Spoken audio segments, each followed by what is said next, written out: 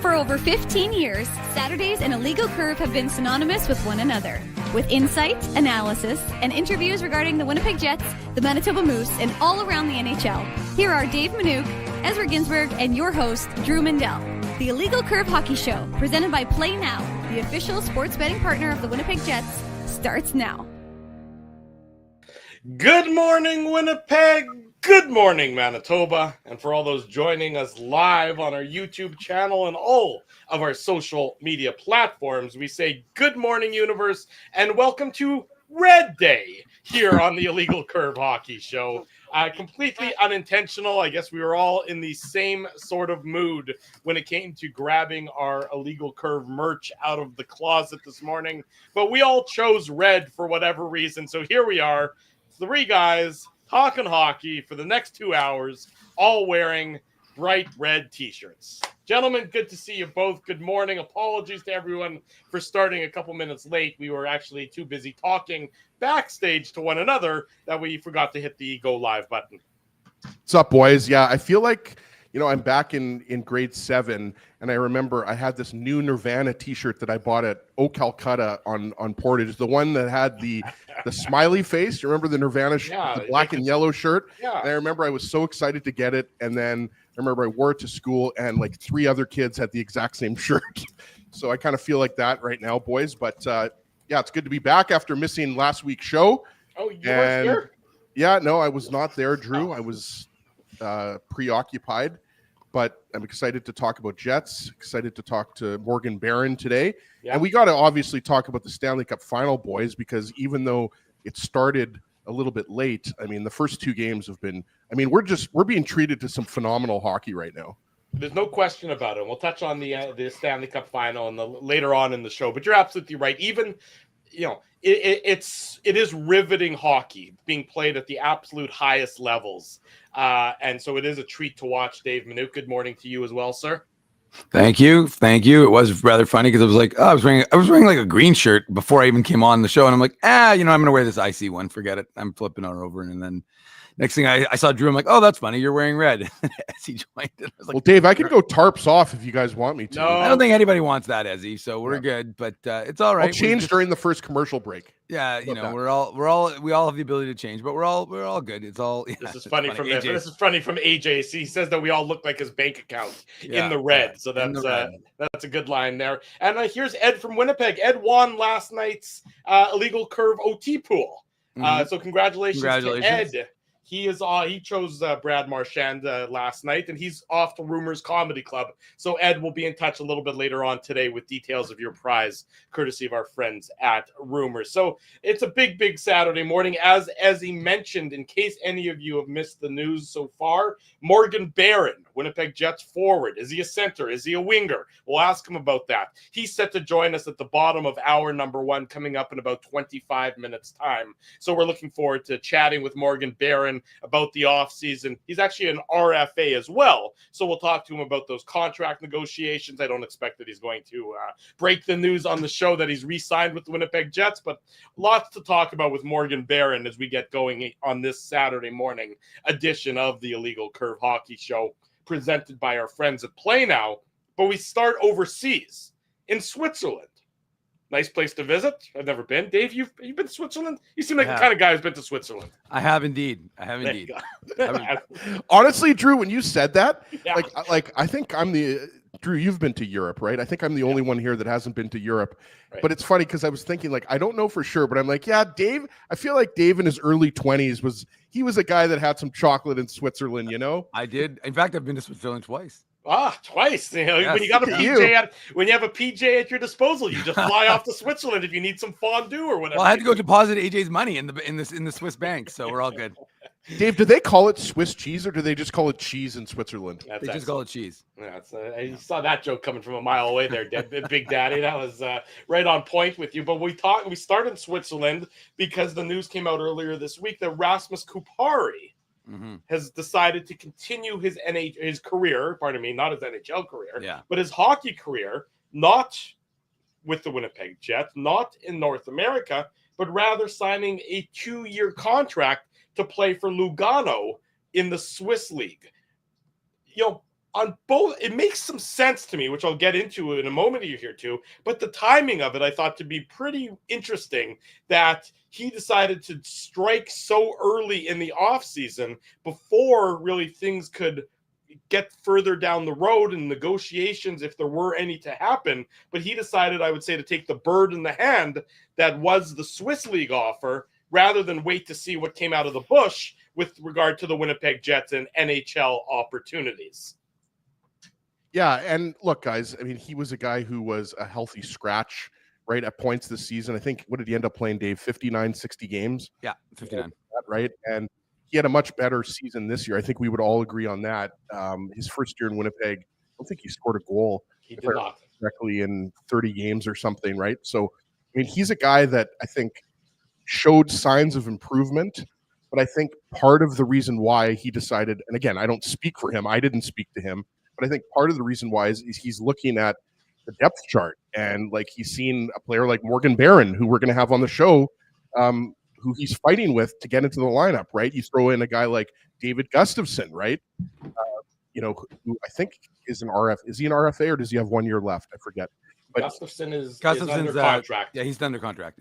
So there you go, right? So he sees another guy under contract who he's battling with, and like Drew said, obviously, this is a better opportunity for him to get more playing time, right? Like, that league obviously has got a lot of talented players. It's obviously not as talented as the NHL, the best league in the world, but I think that's probably part of it. He looks at the lineup, and he sees guys like Brad Lambert and Nikita Chibrikov coming up, and he probably just decided at this point, it's the best decision for him. So Kupari's what, 25, 26 years old. 25. I wouldn't be surprised if he gets another shot in the NHL. I wouldn't be surprised if he just plays the rest of his career in Europe, to be honest with you. I mean, it's not like going to play in Europe, guys. It's not like it's not a bad thing. I mean, those guys get paid pretty well and they get treated pretty well.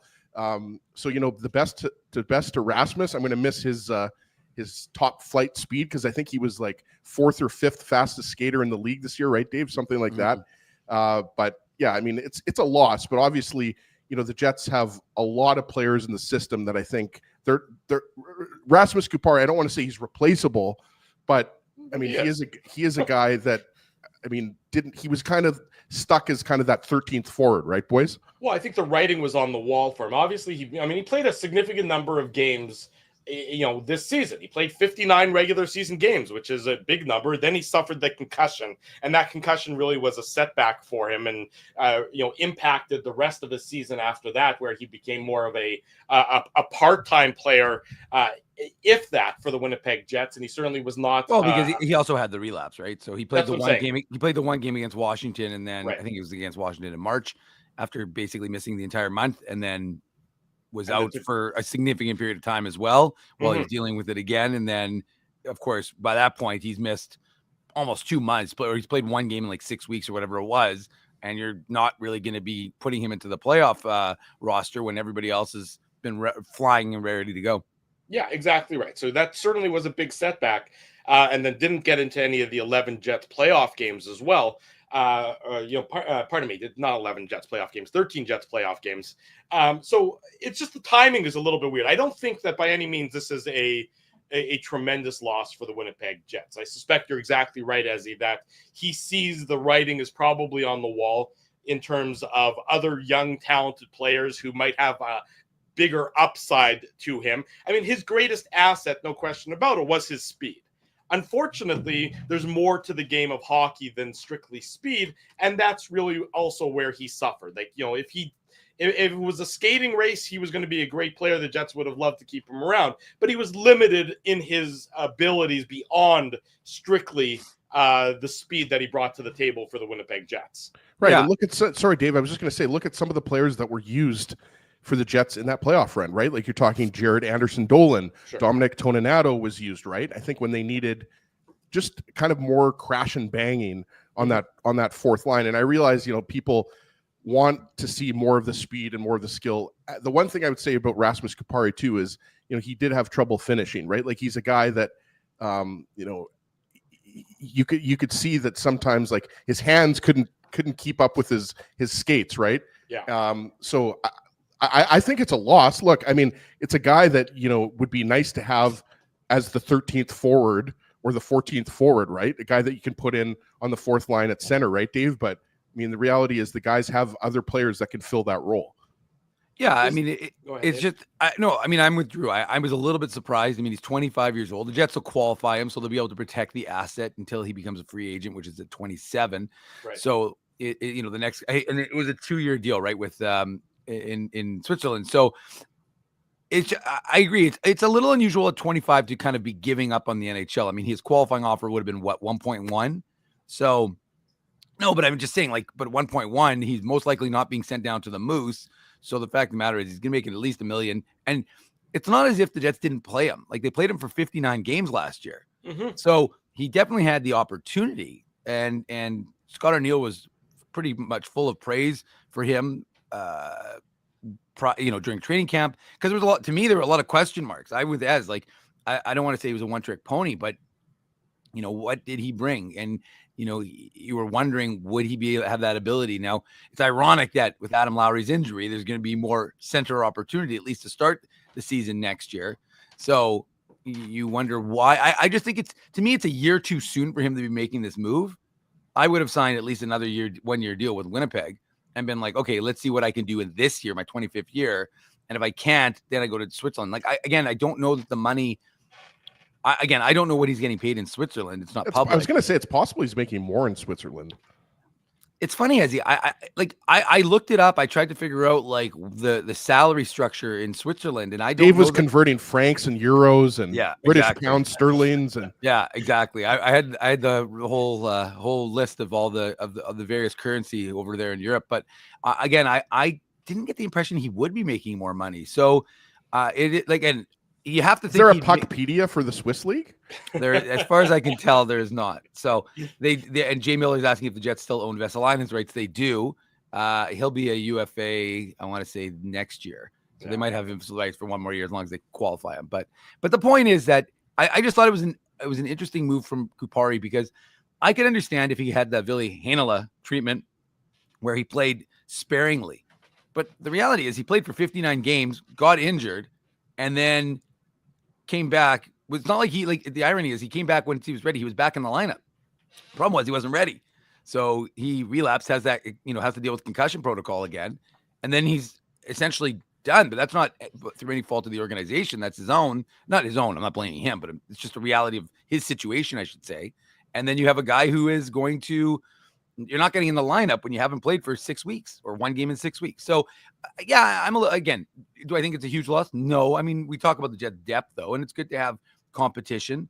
And now you're going to have to hope that you can get that from, as he says, healthy Jared Anderson-Dolan, whether it's, Brad Lambert. We don't know yet, but again, Tony Nato is also an unrestricted free agent. It's worth noting as well. So I mean, again, it's not. These aren't significant losses. These aren't the losses that are going to say the Jets all of a sudden fall from into out of playoff contention or something along those lines. Let's not get too excited about it, but it is another blow to the depth of the organization in that fourth line / significant minutes for the Moose sort of role, because that's and Axel Jonsson-Fjällby, same idea. They lost him he signed where, Dave? Remind me.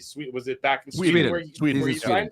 Yeah. So that's 3 guys or 2 guys who are for sure not going to be members of the Jets next year. Plus, Tony. Well, actually, Jonsson-Fjällby wasn't a member of the Jets this year, so right, but he was an option. I mean, he's just this is another. It's organizational depth that you're losing out. But you can sign these guys, right, Drew? And that's what I think Chevy will do. I these are not hard guys to sign. Like when you talk about second line center, then those guys are tougher to sign. And obviously, Brock Nelson recently signed with Colorado, so he's not going to be an option for the Jets. I think Minnesota Wild fans were more so.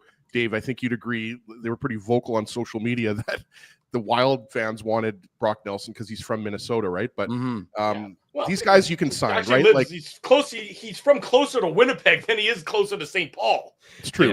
Given the geographic. Yeah, War Road is right on the border. You're right, Drew. But these are guys that there's going to be plenty of guys that are available. That's like true. that for fourth line guys making $1 million a year, right? Like those guys are the easier guys to find on the free agent market. And actually Chevy, I think, has done a really good job at signing those types of guys, right? Like Jared Anderson-Dolan was a guy who, was buried a little bit in the LA organization, right?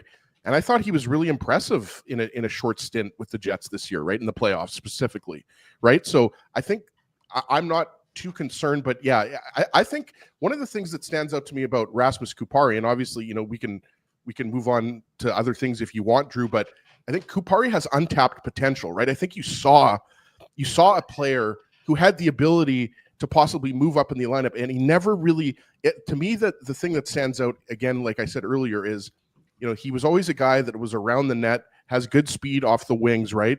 But he just never was able to kind of put it all together. It was kind of like a little bit too much of flash and no substance. Well, I mean, he did score show if you will, Ezzy. But he looks at times like he's a guy that could score, 10 to 15 goals. And I just don't think he's ever going to do that at the NHL level. No, I mean, I agree with you. I don't think he's got any scoring touch. He's got, he's a bit of a one-trick pony, and that trick is the speed. And I don't mean that in a insulting manner, but, you play 59 games, you expect that you're maybe going to have a little bit more of an offensive contribution to the team, and it just wasn't there. He scored that first goal. Remember, he scored his first goal in Edmonton in that season opener 6-0 Jets victory.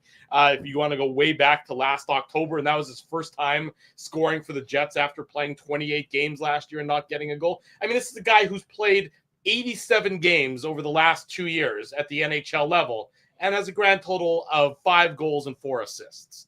I mean, he's a limited player who's got impressive speed. I mean, I don't see all of a sudden him going to Switzerland and discovering other elements of his game that'll then translate back to the NHL.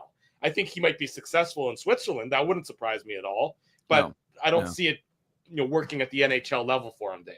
No, I'm shocked we spent this much time on Rasmus Kupari. I don't think we spoke this much about Rasmus Kupari in the last 2 years, but look, you take flyers, you take risks, right? Like the Jets saw a guy who they had scouted when in his draft year, and they took a chance to get him as part of the Pierre-Luc Dubois deal.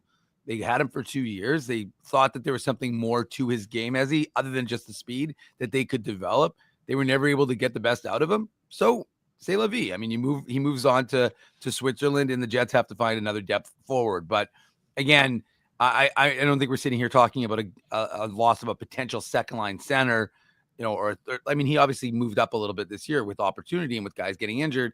So that was that. But again, like I said, to me, I just don't think that there are people who are clamoring for Rasmus Kupari. I just think it's just surprising, because I don't think any of us anticipated when we were thinking, last week, the season is going to kind of switch into UFA and RFA mode. Are the Jets going to be signing? We see other teams are signing some of their RFAs or UFAs. And so you're like, okay, that's what you're expecting. And then the first move we hear about is Kupari signing over in Switzerland. So that to me was the only thing that was a little surprising, was just that I wasn't anticipating it. But I mean, again, I'm not particularly shocked or not shocked. I should say I don't think it's particularly impactful, much like he has played the last 2 years. Well, Dave, we talked about this earlier, right? Like, Axel Jonsson-Fjällby also signs in Europe, right? Like, to me, these are all just really good signs for Nikita Chibrikov, right? Like, obviously he's injured towards the end of the Moose season, right?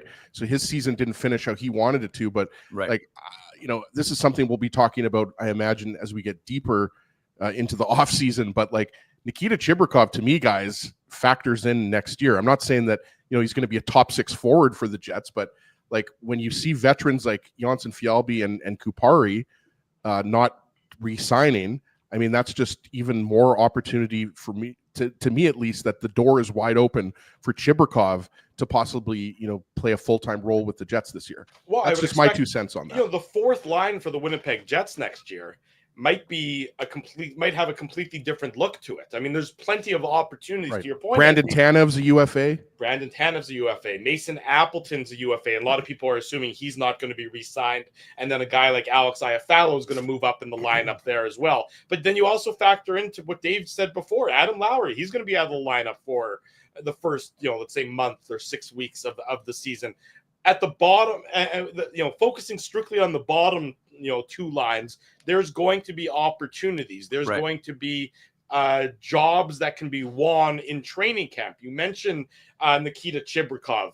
A guy like Parker Ford has come up and had in a very limited number of games. I told Dave, sorry, Drew, I was just going to say, I told Dave obviously watches more Moose hockey than anyone, but I think I went to 3 or 4 Moose games this year, and I told Dave like multiple times, Parker Ford was always one of the guys that stood out for me. Like he's just like that little engine that could, right? Mm-hmm. Like he's got that motor that just doesn't stop, right? So I think if you're looking for that he's kind of that perfect energy player, just a smart player. He's not going to score 20 goals, Dave, at the NHL level. He can chip in a bit of offense, but to me, Parker Ford is absolutely an option on the 4th line for the Jets next year. So this is where it's, these are all, that's what sort of happens is the bottom of your roster will often churn more than the top of your roster. And that's what I think you're seeing from the Winnipeg Jets. And that's why I think to that extent, again, Axel Jonsson-Fjällby, Rasmus Kupari, they might get these offers might not be there if they wait to see how negotiations work at the NHL level. Because they're not priority one for Kevin Cheveldayoff by any stretch of the imagination. So if they're waiting and sitting around, oh wait, our offer in the Swiss League might be gone by then, and somebody else might take it. Our offer in the Swedish League might be gone by then, somebody else might have taken it. So that's why I think they're just striking where they have the contract available to them. And again, you're from Finland, you're from Sweden, you go back, you play in Europe, you're closer to home. Logically, it makes sense if you realize the writing it might be on the wall for your future at the NHL level, Dave. Yeah, I think that's fair. And as he said, I think there's multiple guys who are going to look to try and take that next step. And it's just a door closes on one player and it opens on another. And exactly, Dave. I think that's just what you're looking at in this situation. I think there's a number of players who are looking to graduate from the Moose. I mean, if you think about it, Nikita Chibrikov played well in the Jets. There was a lull in action. They sent him down to the Moose. He gets injured and his season's done. Parker Ford similarly was, a guy who was called up, played 3 games for the Jets, scored in his first game, obviously in a place very close to his hometown in Maine, in Boston, in his first game in the NHL. And he gets injured when he gets down to the Moose. So I just think that it will be, it's the kind of the theme of what I spoke about last week, Drew, was that this idea of this training camp is going to be fascinating. There are going to be so many battles that we're going to be watching. And I agree. I think it was Joe. I don't know exactly, but the number one question in Jets fans' minds for sure is the second line center and Nikolai Ehlers. There's no question about it. But this team isn't solely based on that. And I understand. I'm not glossing over that because it is completely the most important, I think, 2 positions right now that we're going to be talking about all summer. Because, well, not necessarily all summer. We'll find out but before July 1st about Ehlers, but what the Jets are going to do in that regard. But also, I mean, remember, if they can somehow bolster that, which is a big question mark, but if they can somehow bolster that, then that drops Vlad Mesnikov down. So that gives you that established 4th line center if you need it, or 3rd line center temporarily. Well, Adam Lowry's out for, as you said, Drew, at least the first month and possibly longer. So from that perspective, it'll be interesting. But again, like I said, this is one of those things that this is what we do in the offseason, people. We talk about 4th line players. We talk about 3rd line players. We talk about everything. And sometimes there's not a lot to talk about, but we'll touch on everything. Well, we're going to talk about a winger/center and where he slots in the Winnipeg Jets lineup. We shall see as the offseason and then next season begins. We'll go to break, and when we come back, Morgan Barron is scheduled to join us. Drew Mindell, Dave Minuk, Ezra Ginsburg. It's Saturday morning. It's the Illegal Curve Hockey Show presented by Play Now. Morgan Barron up next. Don't go anywhere. We want to thank you for not betting with Play Now and choosing our illegal gambling sites instead. Because we couldn't afford things like this without your money. So much of your money. Now you might have questions like, do our profits benefit your community? No. Or bet with Play Now, Manitoba's local legal and secure gambling site. Dining, entertainment, parking, and convenience, all in one spot. City Place is located in the heart of downtown Winnipeg, attached to the Canada Life Center. Whether you're working, living, or out for a night in the downtown, make City Place your go-to destination before or after the fun finds you. Lunchtime, game time, anytime, visit City Place at 333 St. Mary Avenue next to Canada Life Center. Holt Dental, the new official dentist of Illegal Curve, has a philosophy rooted in two unyielding principles: genuinely caring about patients and providing outstanding service. Being a patient of Holt Dental means more than just checkups and treatments. It's taking the time to listen and talk to each patient so they can achieve the best long-term health, functionality, and aesthetics for their teeth, mouth, and gums. Conveniently located at Grant Park Festival on Taylor Avenue, Holt Dental is dentistry of the highest quality in a comfortable and relaxed environment. For more information, visit holtdental.ca. Oh, and there's plenty of free parking at the front door, too. Celebrating its 40th year as Winnipeg's home for stand-up comedy, Rumors Restaurant and Comedy Club has recently been named Canada's top comedy club and a top 5 comedy club in North America. From birthday parties to date nights to fundraisers and everything in between, Rumors is your destination for the best and most affordable live entertainment Winnipeg has to offer. For more information on upcoming shows, Rumors' incredible promotions, and to purchase tickets, visit rumorscomedyclub.com.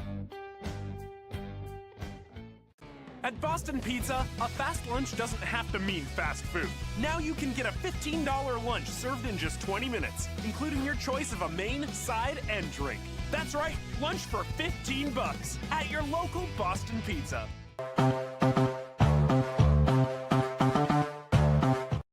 Saturday morning, welcome back to the Illegal Curve Hockey Show. Drew Mandel, Dave Minuk, Ezra Ginsburg with you. We're thrilled to welcome to the program Winnipeg Jets forward Morgan Barron. Morgan, good morning. We're going to have to get you a red shirt so that you can match us for your next appearance on the program. This was unintentional just for the this was unintentional. This is just a happy coincidence. We don't normally coordinate our outfits, but great to see you this morning. Thanks so much for joining us. Yeah, you too. You guys look good, so don't worry about it.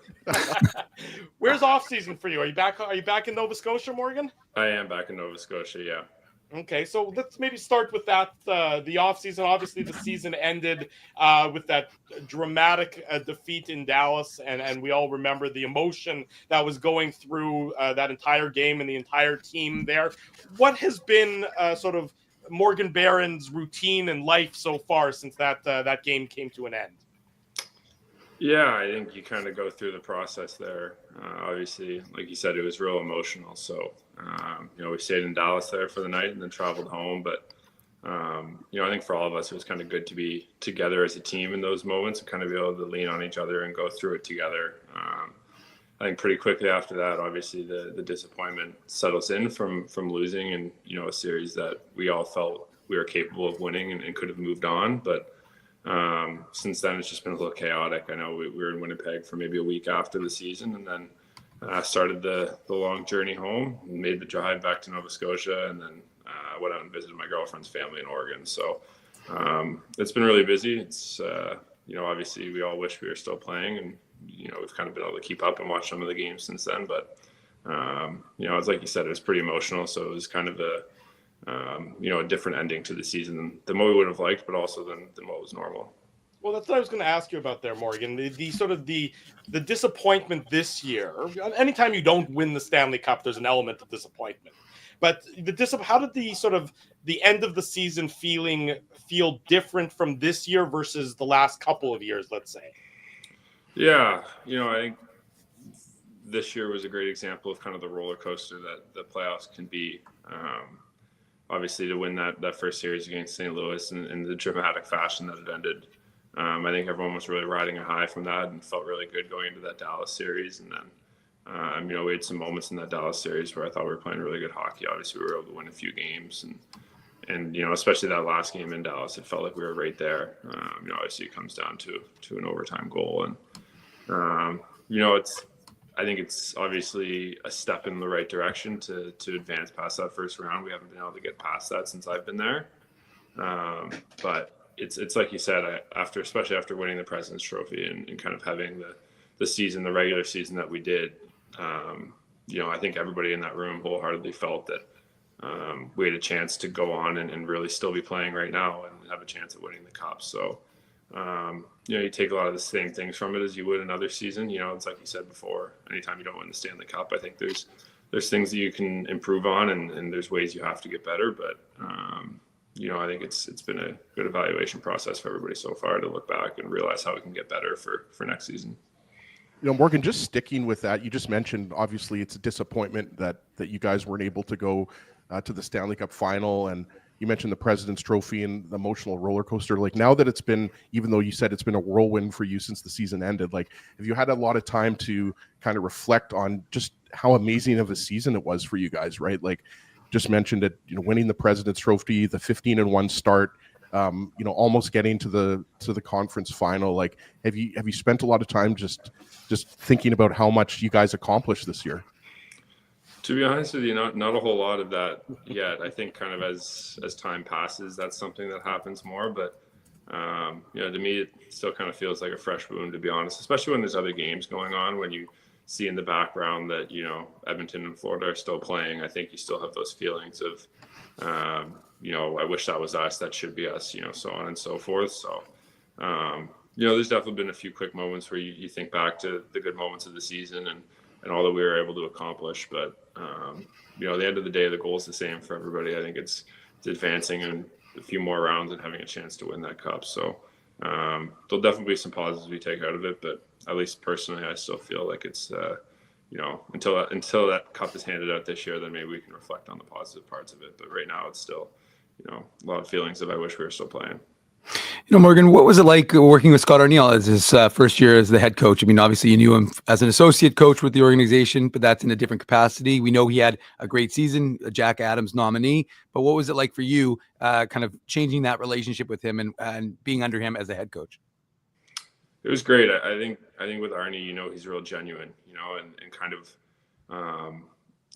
the pieces we saw of him kind of as an associate coach, and he had stints as kind of running the bench there last season or two seasons ago when Bones was away. But, I think what you see is what you get with him. You know what kind of person he is, what he expects. And to me, it felt quite seamless for him to step into that role. I think the results speak for themselves, the way he was kind of able to lead us throughout the year. And obviously, you talk about the Jack Adams nomination, like all those accolades are there. But just having him in that role, I think, was real good. He was really able to steady the ship at different times during the year when we needed it. And, even though obviously with everything that went on with Scheif and his father passing there in that last game, I think that was a real moment where, his leadership and really the leadership throughout the whole organization showed, and, his ability to kind of steady the ship and have us go out and play the game that we did. And again, I know the results weren't there. We didn't get the win, but to see the way Scheif performed in that game and the way a lot of guys stepped up in a real emotional time, I think that's kind of a testament to his ability to lead a group of men.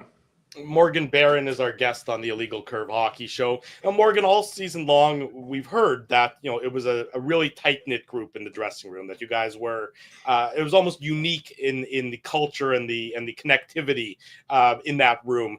Having been in so many different dressing rooms over the course of your playing career, both at the NHL level and in your formative years, did it feel different in that room than just your average dressing room? Was that lip service, or was that truly something that that feeling resonated in the room to that effect?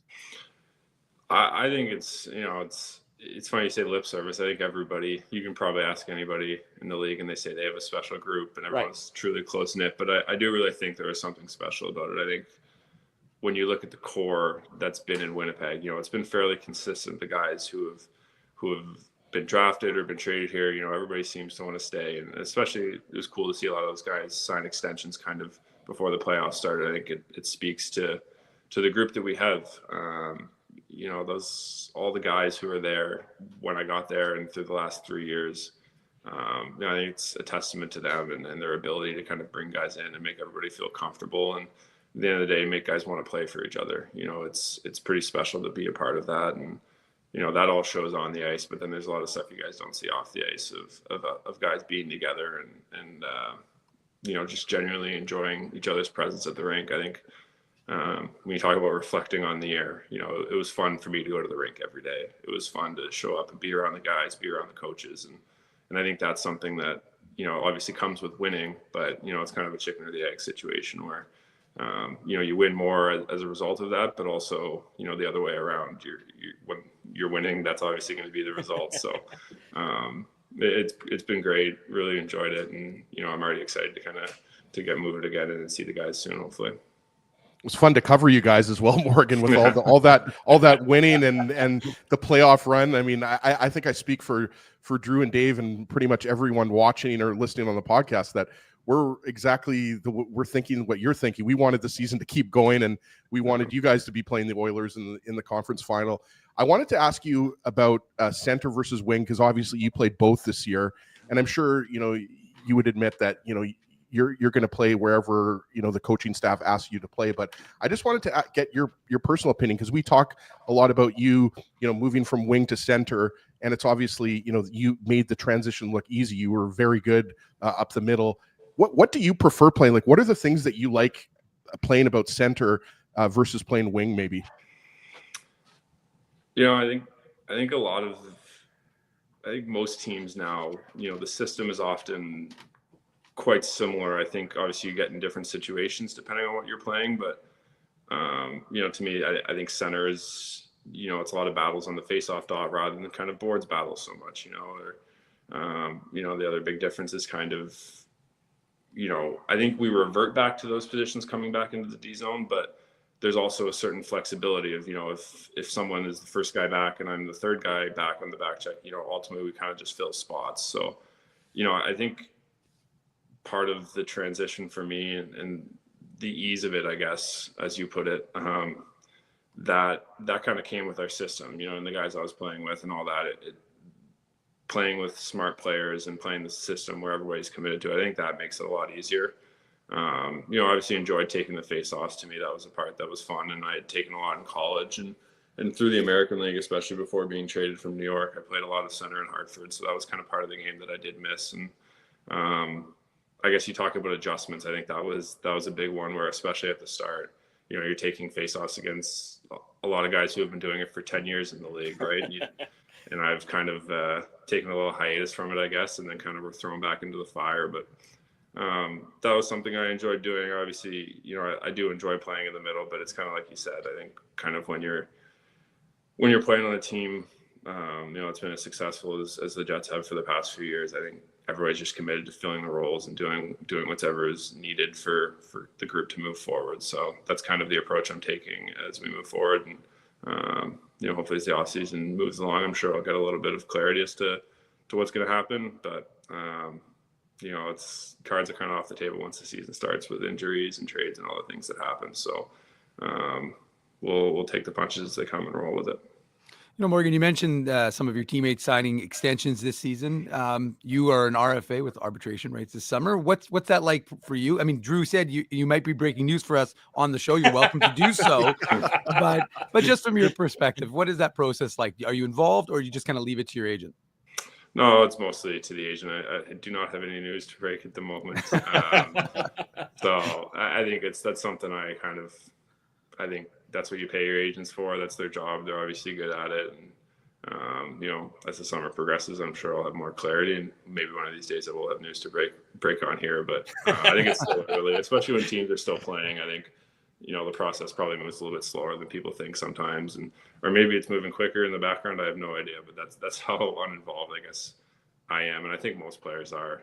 You kind of leave it to your agent. And then as things kind of move along and deadlines start to show up for all the different things that happen over the summer, that's kind of when things seem to start moving. Morgan Barron, our guest on the Illegal Curve Hockey Show.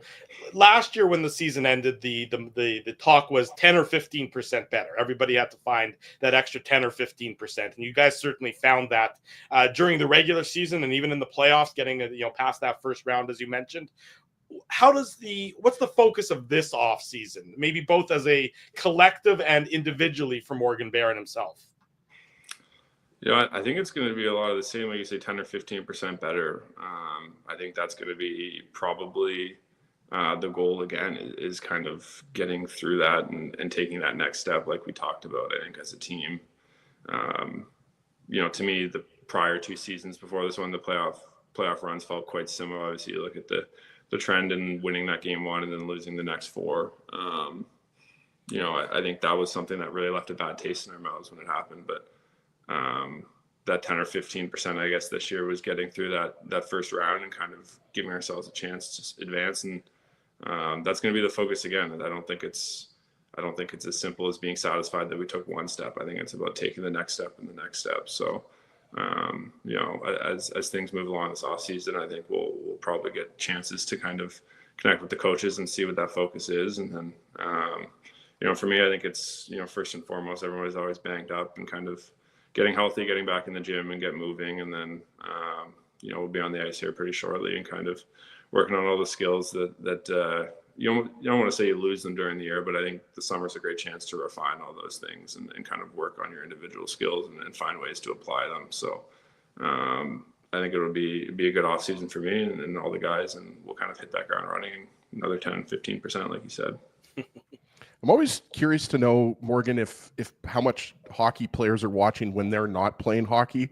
I just wanted to ask you how much of the conference final, either of the conference finals, you watched, Dallas or Edmonton, or obviously Florida, Carolina, but specifically the first 2 games. We were talking about it before you came on. Obviously both games going to overtime, but like, how much of these games are you watching? Will you watch a full game, or will you just watch part of it or highlights? I think it's really fascinating to know, like, if what players are doing when they're not playing. Yeah, if I'm being honest with you, the time zone out here kills me for watching the games now. We get 9 p.m. puck drops, and then, obviously now that we're back in the gym and working out again, that morning comes pretty quick. So I was able to get through 2 periods last night and then kind of watch the third and some of the highlights of overtime this morning. But yeah, I'd like them to move those puck drops up. Would be great for me. But how'd your family handle the 9 o'clock Winnipeg puck drops during the playoffs then? Oh, crazy! I mean, even my poor grandmother's always staying up to watch the games, and even on the West Coast, some of those 7:30 local LA puck drops is 11:30 o'clock. She's up staying to watch the game. So I always tell them, just set the DVR and watch it in the morning. But, I don't think my dad can sleep if he knows the game's going on. So, but we'll obviously watch it and do what we can, but, not to the detriment of our own training and sleep schedules is kind of how I feel about it.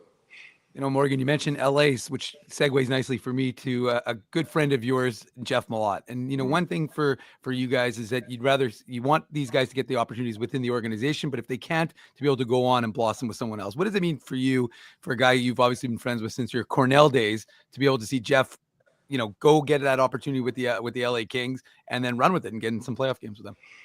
Yeah, it was awesome. Obviously, I had the opportunity to play against him, towards the end of the season there. And, I hadn't seen many of his games kind of prior to that. I haven't been able to watch them, but seeing his opportunity to play, and I thought he played phenomenal in that game against us. I thought their line was really effective, and was able to see some of his clips and stuff in the playoffs as well. And I know, kind of similar, he scored a goal that got called back on him there at the end. Terrible. Which is too bad, but I think that's the kind of guy he is. I mean, obviously he's had to work really hard to get into the position. I remember talking with my Cornell coach. I think he signed his AHL deal originally with the Moose, and everyone was just kind of blown away that, that was what he ended up getting coming out of school, and I think surprised. And then ultimately he got his NHL deal with Winnipeg. And, I remember he got into a few games there just prior to me getting traded. And then same thing, went back down, and his ability to be a mentor down with the Moose and his ability to continue to play. And then, I figured, at least to me, knowing him and knowing the type of player he is, it was just a matter of time before I think someone saw that ability he has, and the character's obviously there as well. And, I'm really happy for him and his opportunity to run that, or his opportunity that he ran with the Kings. And I'm sure this is kind of just the beginning of the runway for him. So I'm really happy of him and obviously really proud of him. Morgan, you mentioned you're going to be back on the ice soon, and you're going to be working with your, skills coach and everything else. What are you looking to sort of work and fine tune in your game this off season, entering into training camp? Is there one area in particular you're working at, or just more your broad range of skills? I think it always kind of starts as broad range, and then you kind of fine tune things. I think in the past it's been a lot of skating and kind of building power and a good base in the gym. And obviously that's something that continues to be a focus, but I do feel like that's something that's kind of become a strength of my game now, is trying to use my speed and, my ability to protect pucks, things like that. So, I'd like to work on some of the finer tuning things around the net, stick handling, the passing, all the basic stuff. But,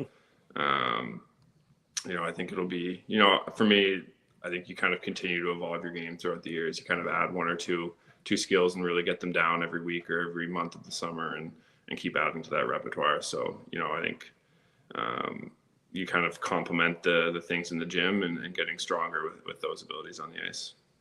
Morgan, we wanted to ask you about Rasmus Kupari. We were speaking about him earlier. He obviously signs the deal in Switzerland, but he's a guy that you've played with the last couple years, and I imagine you've developed a friendship. We always talk about the speed with Rasmus Kupari. What kind of stands out for you? And I'm obviously I can't speak for you, but I'm sure that all the boys are wishing him well in Switzerland. But what kind of stands out to you about playing with Rasmus over the last couple of years?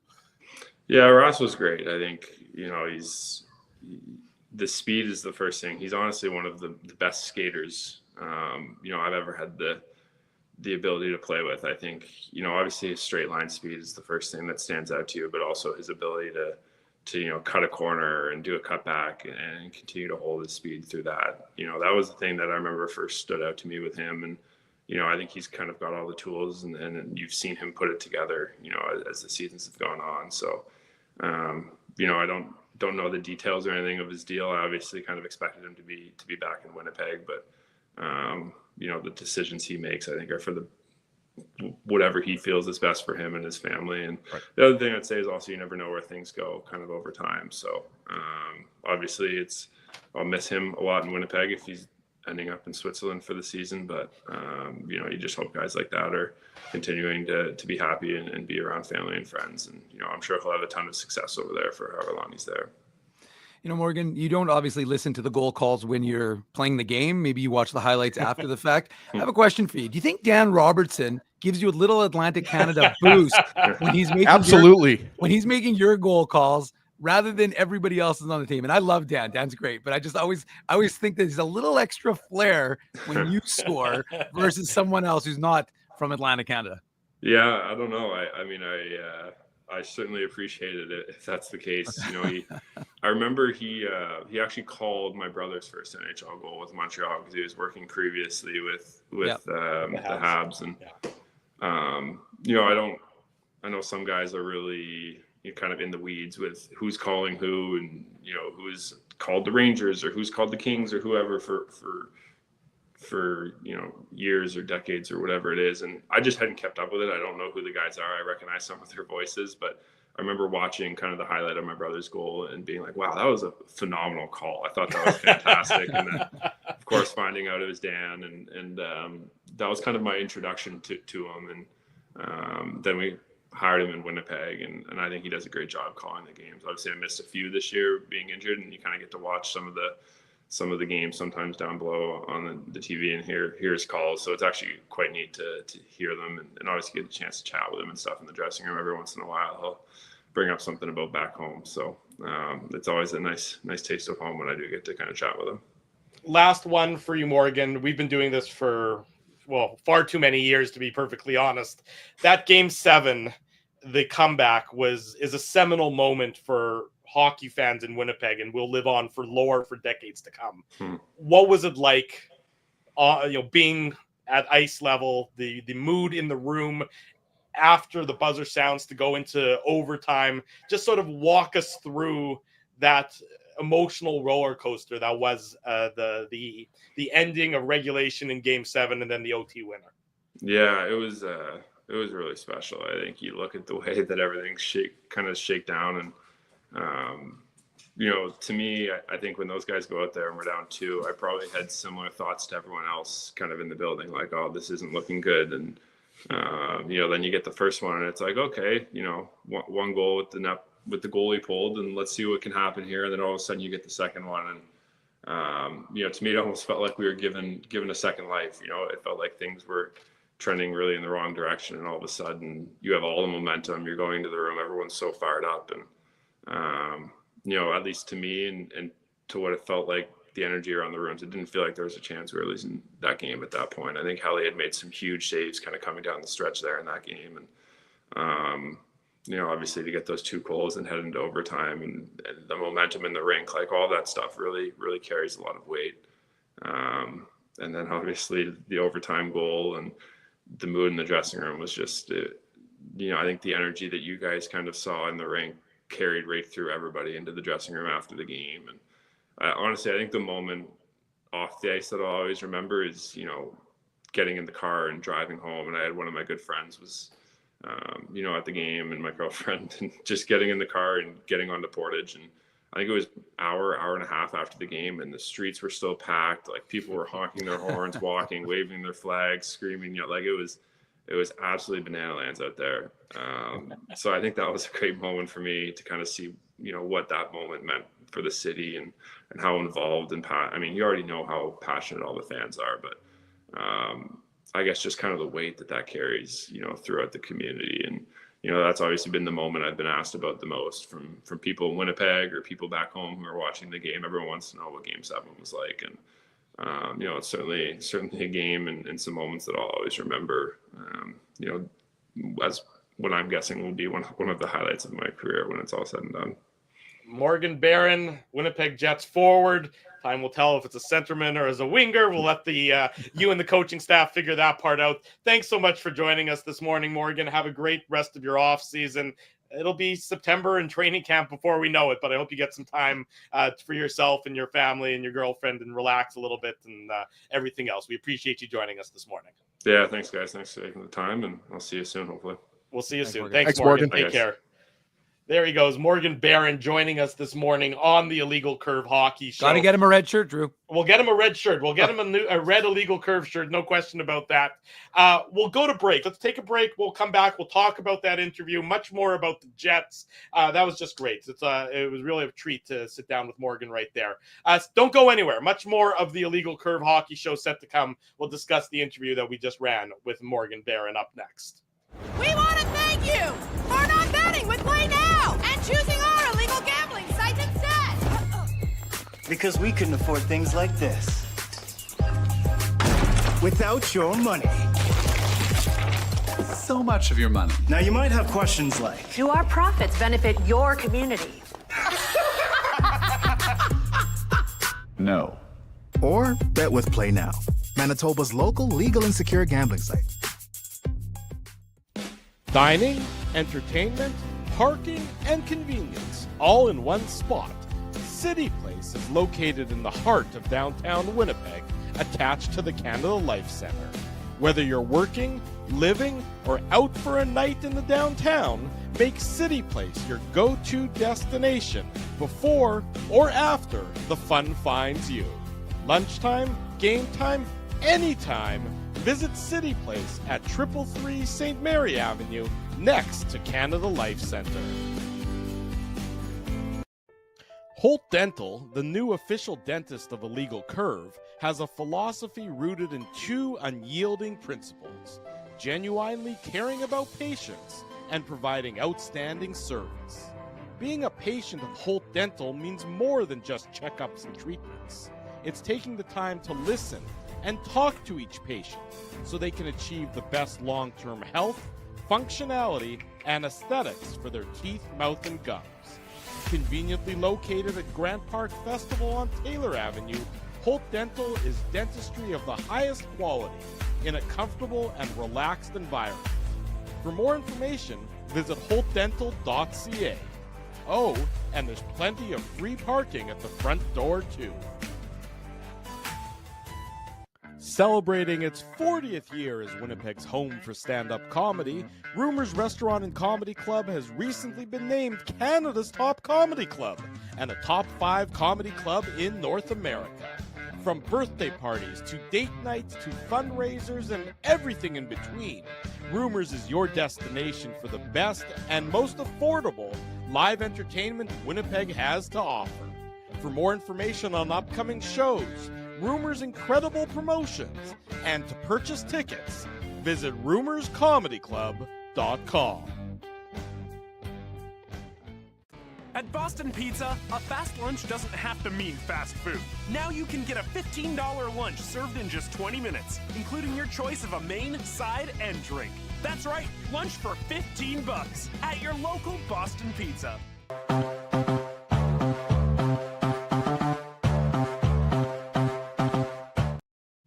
Welcome back to the Illegal Curve Hockey Show. Drew Mandel, Dave Minuk, Ezra Ginsburg with you, presented by Play Now. The show is Learn to Bet with Play Now, the official betting partner of the Winnipeg Jets. Sign up and get up to $250 in bonus bets. Conditions apply. 18 plus. Enjoy responsibly.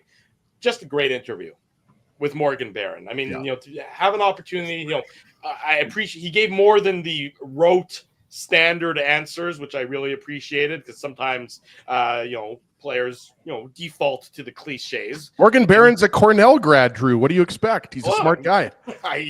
Yeah, no question about that. I'm not surprised that he's smart, but I thought that was really insightful and just really it sort of takes us inside the dressing room, takes us inside the mind of the player, and just really enjoyed that opportunity to sit down with Morgan Barron for the 20-25 minutes, however long that was there. That was terrific. Absolutely. And I mean, he's a guy that we've talked about in the past, possibly getting a bump up the lineup, right? And when you talk about Adam Lowry, I mean, he seems like a logical guy, right, guys, to fill Adam Lowry's skates, I should say, on that third line, right? Mm-hmm. And I'm calling it right now. I think Morgan Barron's going to have a career year next year. I know. Oh boy, a Ginsburg guarantee? No, not a Ginsburg guarantee. But I do think that I just think he's on the cusp of an explosion offensively, right? I'm not going to say he's going to have 30 goals and 60 points, but I do think that he's going to get increased opportunity. Look, we talked about it, right, guys? Like there's players both on the wing and up the middle. There's going to be changeover this year, right? Like we don't know if players like Mason Appleton and Brandon Tanev are going to be back, which means that's more of an opportunity for Morgan Barron to play up the lineup, right? Like I'm not saying Morgan Barron's going to center the top line. That's not what I'm saying. I'm just saying that there's going to be opportunity for him with Adam Lowry injured and some other players possibly moving on, right, Dave? That Morgan Barron's going to get an increased opportunity. But yeah, just an awesome interview, a really insightful guy. Great to talk to him about the Manitoba Miracle and the Jets season. And what stood out to me was early in the interview, Dave, when we asked about has he reflected on the Jets season. He said like several times, like I still wish I was playing. Shows you that what these guys really are striving for here, right? Yeah, no, it's funny that's similar to when we talked to Gabriel Velarde, and that was obviously more.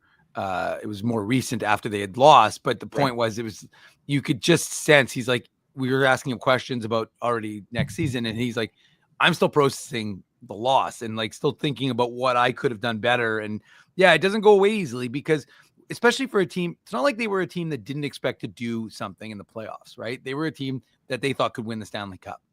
So that just makes it all that much more difficult because you're like, if you beat Dallas, how does it go against Edmonton? If you beat Edmonton, how does it go against Florida? And you just sit there playing the what if game because that's the only thing you really get a chance to do because you don't have that opportunity. Most guys aren't necessarily back in their training regime quite yet.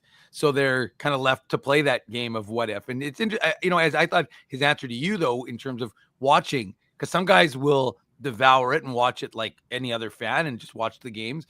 And other guys it's hard for them, right? And now we know, Morgan's obviously on the East Coast, so it's a little more difficult to have. I've never related better to a professional hockey player than when he's complaining about the games being on too late. I was like, you're speaking my language, Morgan. Thank you. Yeah, finally. The difference is like 2.5 hours ahead for him, Drew. He's got an excuse, not you. But one of my favorite times of the year, boys, is when the NHL schedule comes out, which it's going to come out shortly. and Drew just goes over the entire season and he complains about all the different start times. The late games. I only complain about the late games. Those are the ones I complain about. That is true. So anyways, no, I mean, I just thought, it was a lot of, he didn't break any news. Unfortunately, we were hoping, we said that there was a possibility. He didn't break any news, but I mean, just the interesting, like, it obviously means that there's nothing really happening, which is interesting in of itself, but not terribly surprising given that he's one we expect to get done. I wonder if he gets more years than some people think. You know what? I almost followed. I meant to follow up with him. I was going to and just say to him, is there something you have in mind? Because regardless of whether he's doing the negotiation, which he is clearly not, he would know, like, do I want a little more permanence? I'm not saying, look, he's not old by any stretch of the imagination. No, he's 20 away from UFA status. Right. So I was curious to know, like, maybe he wants a 3-year deal, maybe he wants a 4-year, that sort of. That's kind of what I'm talking about. Like, I don't think this is a Yanni Gourde situation. I think a lot of people were surprised that Yanni Gourde signed for 6 years with Tampa Bay at his age, even though he's a great player. But yeah, I think a lot of people, would look at Morgan Barron and say that's going to be a 2-year deal. But I wouldn't be surprised if the Jets sign him to 3 or 4, Dave. I wouldn't either, Ezzy, to your point. I mean, you got Nemesnikov, who's under contract for 2 more years, or next year and then the year after. That's 2 years. Thank you. But, for a guy like Barron, who's, 6 years younger than Vlad Nemesnikov, you sort of see how, not that they play the same style of game or anything, but you could see when Nemesnikov's contract is up, you don't want to have both a guy like Nemesnikov and Barron, departing your lineup necessarily the same year. So I wouldn't be surprised if Morgan Barron or the Jets at least try and go for something a little bit longer, a 3 or a 4-year deal, so that there's enough of a bridge there to transition. So that all your guys, especially 26, he's going to be a relatively young, unrestricted free agent. With meat, with a lot of meat still on the bone in terms of probably playing potential. I think there is definitely, you mentioned meat on the bones, Drew, and it's getting me excited to maybe have some ribs for dinner tonight. Do you know how to make ribs? I have made ribs before. I haven't made ribs in a while, but I mean, do you want to come over tonight, Drew? No, I'm busy, but thank you for the offer anyways. I mean, it's weird. He said, Drew, as he said, I've got anything better to do. Yeah, I mean, to be honest with you, I don't know what sounds better than eating ribs at my house and maybe watching a nice show on Netflix. And no, we're not going to chill, Drew. I was going to say, did you just invite me to Netflix and chill? Because I might have to go throw up for a little bit. No. And that's not even the ribs talking. No, it would be Netflix and ribs, Drew. That would be our Saturday night here. And ribs. But no, I mean, like, when you're talking about Morgan Barron, like, again, maybe I'm biased. I know maybe aside from Dave, I'm the biggest Morgan Barron fan there is out there, but I do think there's untapped potential. I do think his best offensive years are in front of him. Like we said, he's only 26 years old, guys. Like, this isn't a guy that's towards the end of his career. He's got, a good solid 10 years left at least on his NHL career. So he's an interesting one. Like, when you talk about Dylan Samberg and when you talk about Gabe Vilardi, those guys are going to obviously make more money. But Morgan Barron is a key piece of this team. Like, make no mistake about it. He can play wing. He can play center. He can kill penalties. He's a guy that I think factors in both to the short term and the long term for the Jets. That's, just my opinion. But well, it's funny. You mentioned the offensive potential. And I think a lot of people are sort of tantalized by, glimpses that they've seen of Barron, especially once he moved up in the center position. And they see that that sort of seemed where he blossomed the most, when he played center for those few games this year. Of his 3 full years as a member of the Winnipeg Jets, this year was the one that he had his lowest offensive output. So it's sort of funny, the way that perception versus reality. The first year that he was here, 22-23, after being acquired at the trade deadline earlier, the year before, he had 8 goals and 13 assists. Last year, 11 and 7. This year, 8 and 7, albeit he did miss those 8 games due to injury. But it's sort of funny that his offensive numbers, his point totals, are going down year over year over year, yet people's appreciation of him, or maybe people's hope that there's more there, seems to be increasing inversely to the point totals. Just an interesting little phenomenon occurring there, Dave. Yeah, I mean, that's, again, that's an interesting observation by you, Drew. And again, we're going to see what he's going to be able to do. I mean, there's more responsibility, obviously, when you play up the middle than there is on the wing. So that could factor in. And yeah, I mean, I'm just curious to see what to me, Morgan Barron is a guy who's a lot more interesting than Rasmus Kupari, right? He's got that size. Yes. He's got the ability to skate, with obviously not to the same degree as Kupari, but he still has it. And he's got that grit element too, right? He's not afraid of playing physically. 6'4", so 220. He's a big man. Yeah, so that's what I mean, and that's what you need to do. You need to grind other teams. Look at what the Florida Panthers and the Edmonton Oilers are doing to each other, right? There's a lot of physicality in that series. It's been a really good series. So, and I know we're going to talk to Derek in a bit, but Hernan Salas. What? Oh, Hernan, right? Hernan is coming up. Yeah. So, sorry. I think I thought I texted you guys, but no, you did. I just Derek Van Diest of NHL.com was going to come on, but he's traveling to Florida. So obviously Hernan of Edmonton Sports Talk is going to join us. Yeah, sorry, but the point is that we'll get more insight on the series then. But again, like I said, I just think that he is just a piece of the puzzle that you need, and he's homegrown obviously they acquired him from the Rangers, but the point is that he's essentially developed within the framework of the Winnipeg Jets. Mm-hmm. And yeah, I'm just curious to know, like, will this be, a 2-year deal? Will it be a 1-year deal? Will it be a 3-4 year deal? So he's an interesting player, and he's got that sort of potential. And look, if he ends up being your fourth line center for the next 3 or 4 years, you're not going to complain. He's got some skills, and that's the key, Dave, is sorry to jump in here, but the key is he can move up your lineup, and you have faith in him that not that he's necessarily going to put up big offensive numbers, but he's a guy that can fill roles. Like, to me, Morgan Barron's versatility is one of his best assets. Well, and I was going to say, and Doug, I should mention Doug's comment. It says Barron's ice time average per game this year was lower than in previous years. That's at least his thought. I don't know if I haven't fact checked Doug quite yet, but I love fact checking Doug. So I'm going to do that right now. That's Drew's job. But I was going to say that, I don't need to fact check Doug. Doug only spits facts. But anyways, the other option also is, look, we don't anticipate Mason Appleton is back next year. Well, he signs a 3-year deal. But the fact is that you could have Morgan Barron playing with Adam Lowry and Nino Niederreiter next year. I don't know if that's the way it's going to play out. Could be Alex Iafallo. Again, Morgan Barron, Alex Iafallo on your fourth line with David Gustafsson or Jared Anderson-Dolan, they could grind you. Like, again, there's still holes in the Jets lineup, but I think that's a good fourth line. So absolutely, Dave. To me, I think he's a kind of, as you said, as he's 26 years old, he's got a lot of potential, and we'll see. Look, you never want to see a player injured, and obviously Adam Lowry having hip surgery is not ideal. Look how good the Jets start to last season held them in good stead for the entirety of the season.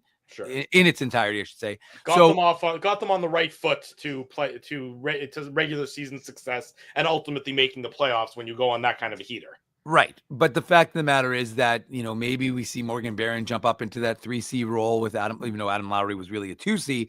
But again, that's what we're going to see. And that's why I think training camp, I know we live in speculation world throughout the course of the summer.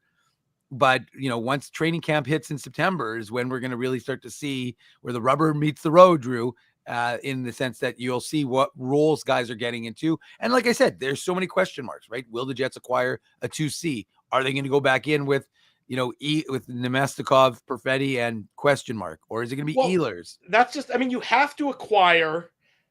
You can't go in with Nemesnikov, Perfetti, and question mark as your second line. I'm with Drew. I don't think. I was going to say I don't think you can go in with Nemesnikov as your second line center. Look, I don't disagree with that either, Ezzy. I would agree with that, but you can't.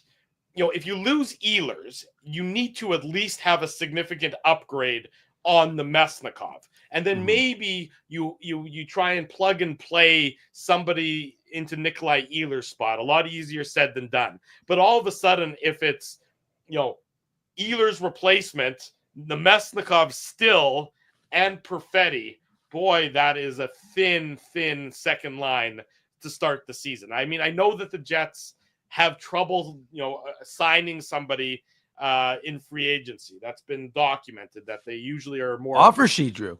Well, you have to become aggressive to fill that role. If it's an, don't the second round picks though hurt the Jets? No, because they need if they want Rossi at let's say $7 million, they need a first and a third.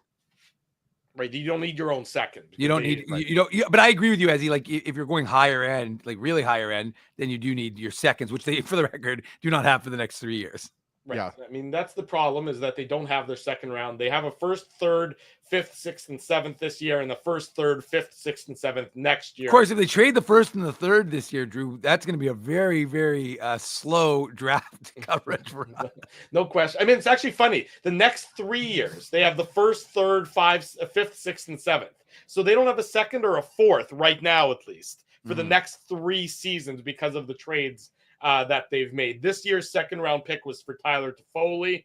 That obviously didn't work out well. The fourth round pick was for Vlad Nemesnikov. Well, they got more than enough value out of that selection, in that trade. And then it's, next year it's Luke Shen was the second round pick. Colin Miller was the fourth round pick.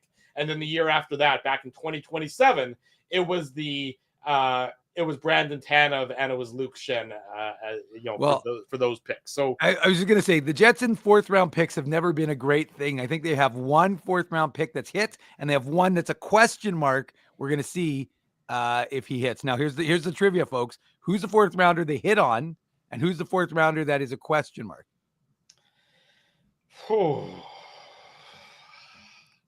What year was the fourth rounder, Dave? The one that they hit on? Yeah. 2013. 2013. I want to Google it so bad. 2013. So that was the Josh Morrissey year. Yeah. Drew, stop. Get those little sausage fingers off your computer. Drew can't help himself.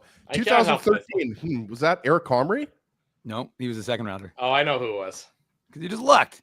Yeah, you're right. It's Ezzy. It's related to Morgan Barron. Is it Morgan Barron? No, the Jets didn't draft Morgan Barron. No, I'm joking. We got the answer in the chat if you're willing to look over. Yeah. Just look slightly to your Andrew right. Bon Cop, Bad Cop. That is true. Now, who's the one that they haven't, that we don't know? He looks like he's going to be a player, but it's too early in his career. As Drew quickly scrolls up to the top of Hockey DB. I'm going to say Jacob Julian. No, he's a fifth rounder. Come on, Ezzy. I've written that 7,000 times in the last 3 weeks. Kevin He. Okay. Dave M is the trivia master. That's when you don't have kids, you have time for this kind of minutia to still be in your head. Whereas Ezzy and I are only thinking about whatever nonsense our children are putting us through on a regular basis. No. I'm thinking about Kevin He. When I'm with my kids, I'm thinking about Kevin He. I'm thinking about Andrew Kopp. Back to the time on ice question from Doug. Andrew Kopp in his career, Morgan Barron. I was like, Andrew Kopp. Whoa, no. Chill. What is this, 2018? Yeah, Morgan Barron a few seasons ago when he had his most points was playing 13:15. That was his average time on ice per game. This past year, 10:23 in the year before, 10.5 minutes. So when he got those 21 points in 70 games, he was playing about 3 minutes more than he played this year for the Winnipeg Jets. Doug knows his ice time. Ezzy, no surprise, though, under an Atlantic Canadian like Rick Bowness getting the ample minutes. Yep. Scott Arniel, Ontario guy. I don't think so. Well, no, but in all seriousness, guys, I mean, those numbers will go up this year, right? Like, I think, we've already talked about it a lot this year.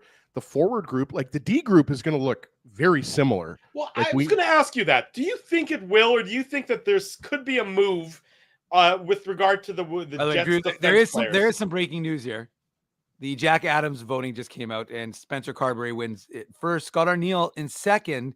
Yes. You got 16 first place votes, 52 second place votes, and 3 13th place votes. Who was third? Marty St. Louis? Correct. Yeah. I don't know what Arniel could have done. No, I think that everyone just kind of a little surprised by that, to be honest with you. Like, and good for Spencer Carberry. I'm not going to rip my.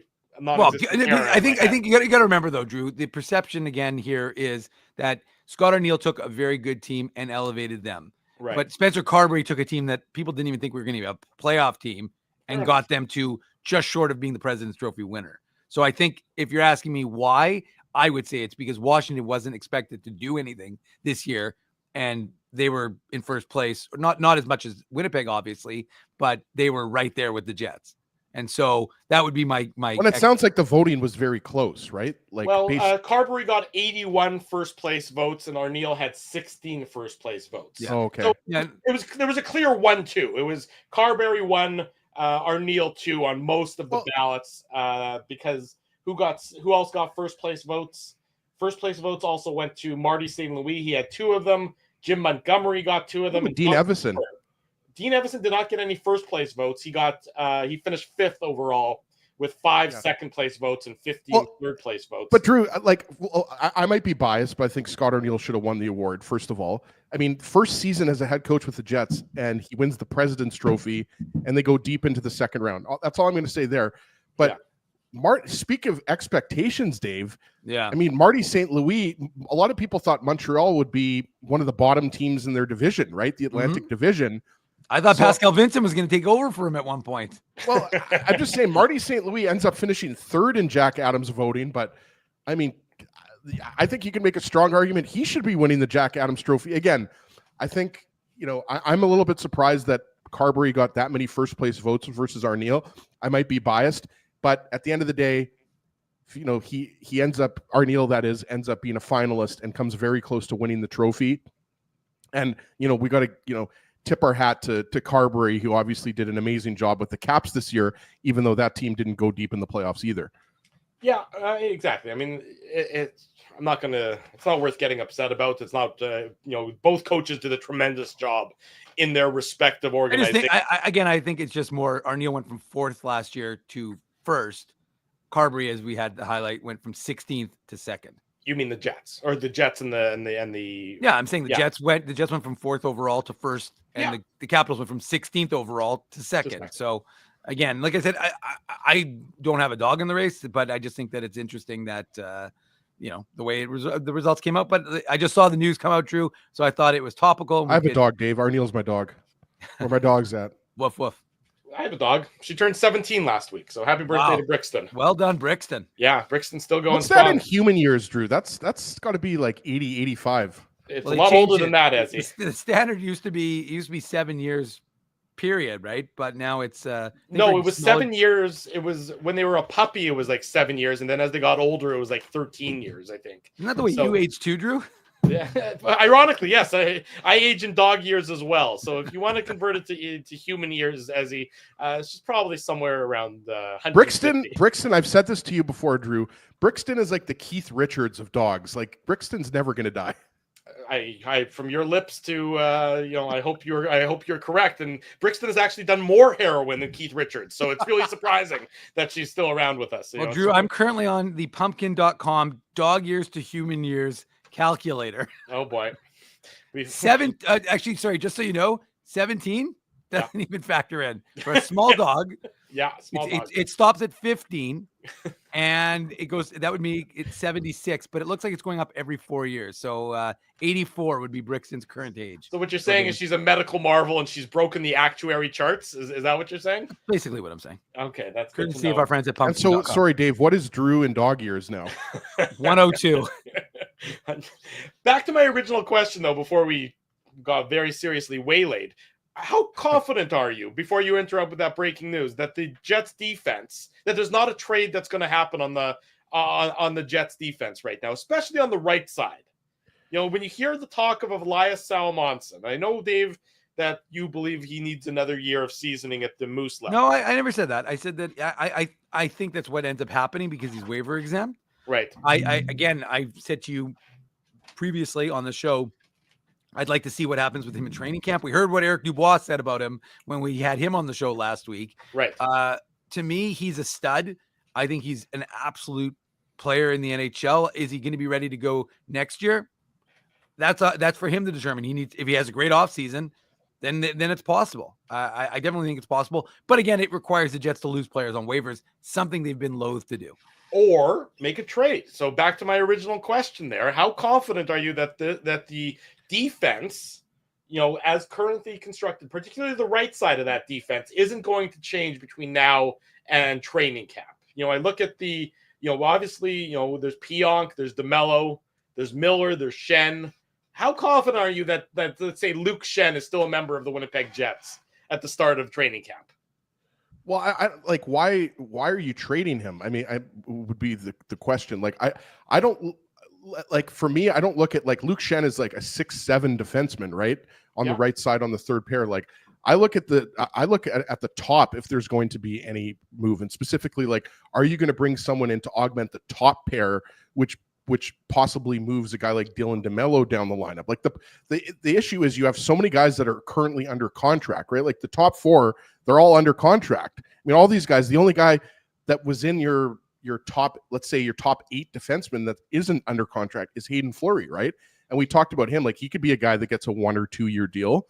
Like K'Andre Miller's name has been out there, and there are a lot of Jets fans I noticed on social media that were clamoring for K'Andre Miller. The only problem with that is, like, I don't think you're bringing K'Andre Miller in to be your third pairing left side defenseman. He's a guy that at this stage of his career is a top 4 guy, and the Jets are obviously set there with Morrissey and Sandberg on the left side, right, Drew? So it's hard to tell, right? Like, I asked the question, like, why are you making these moves, right? Like Dylan DeMello.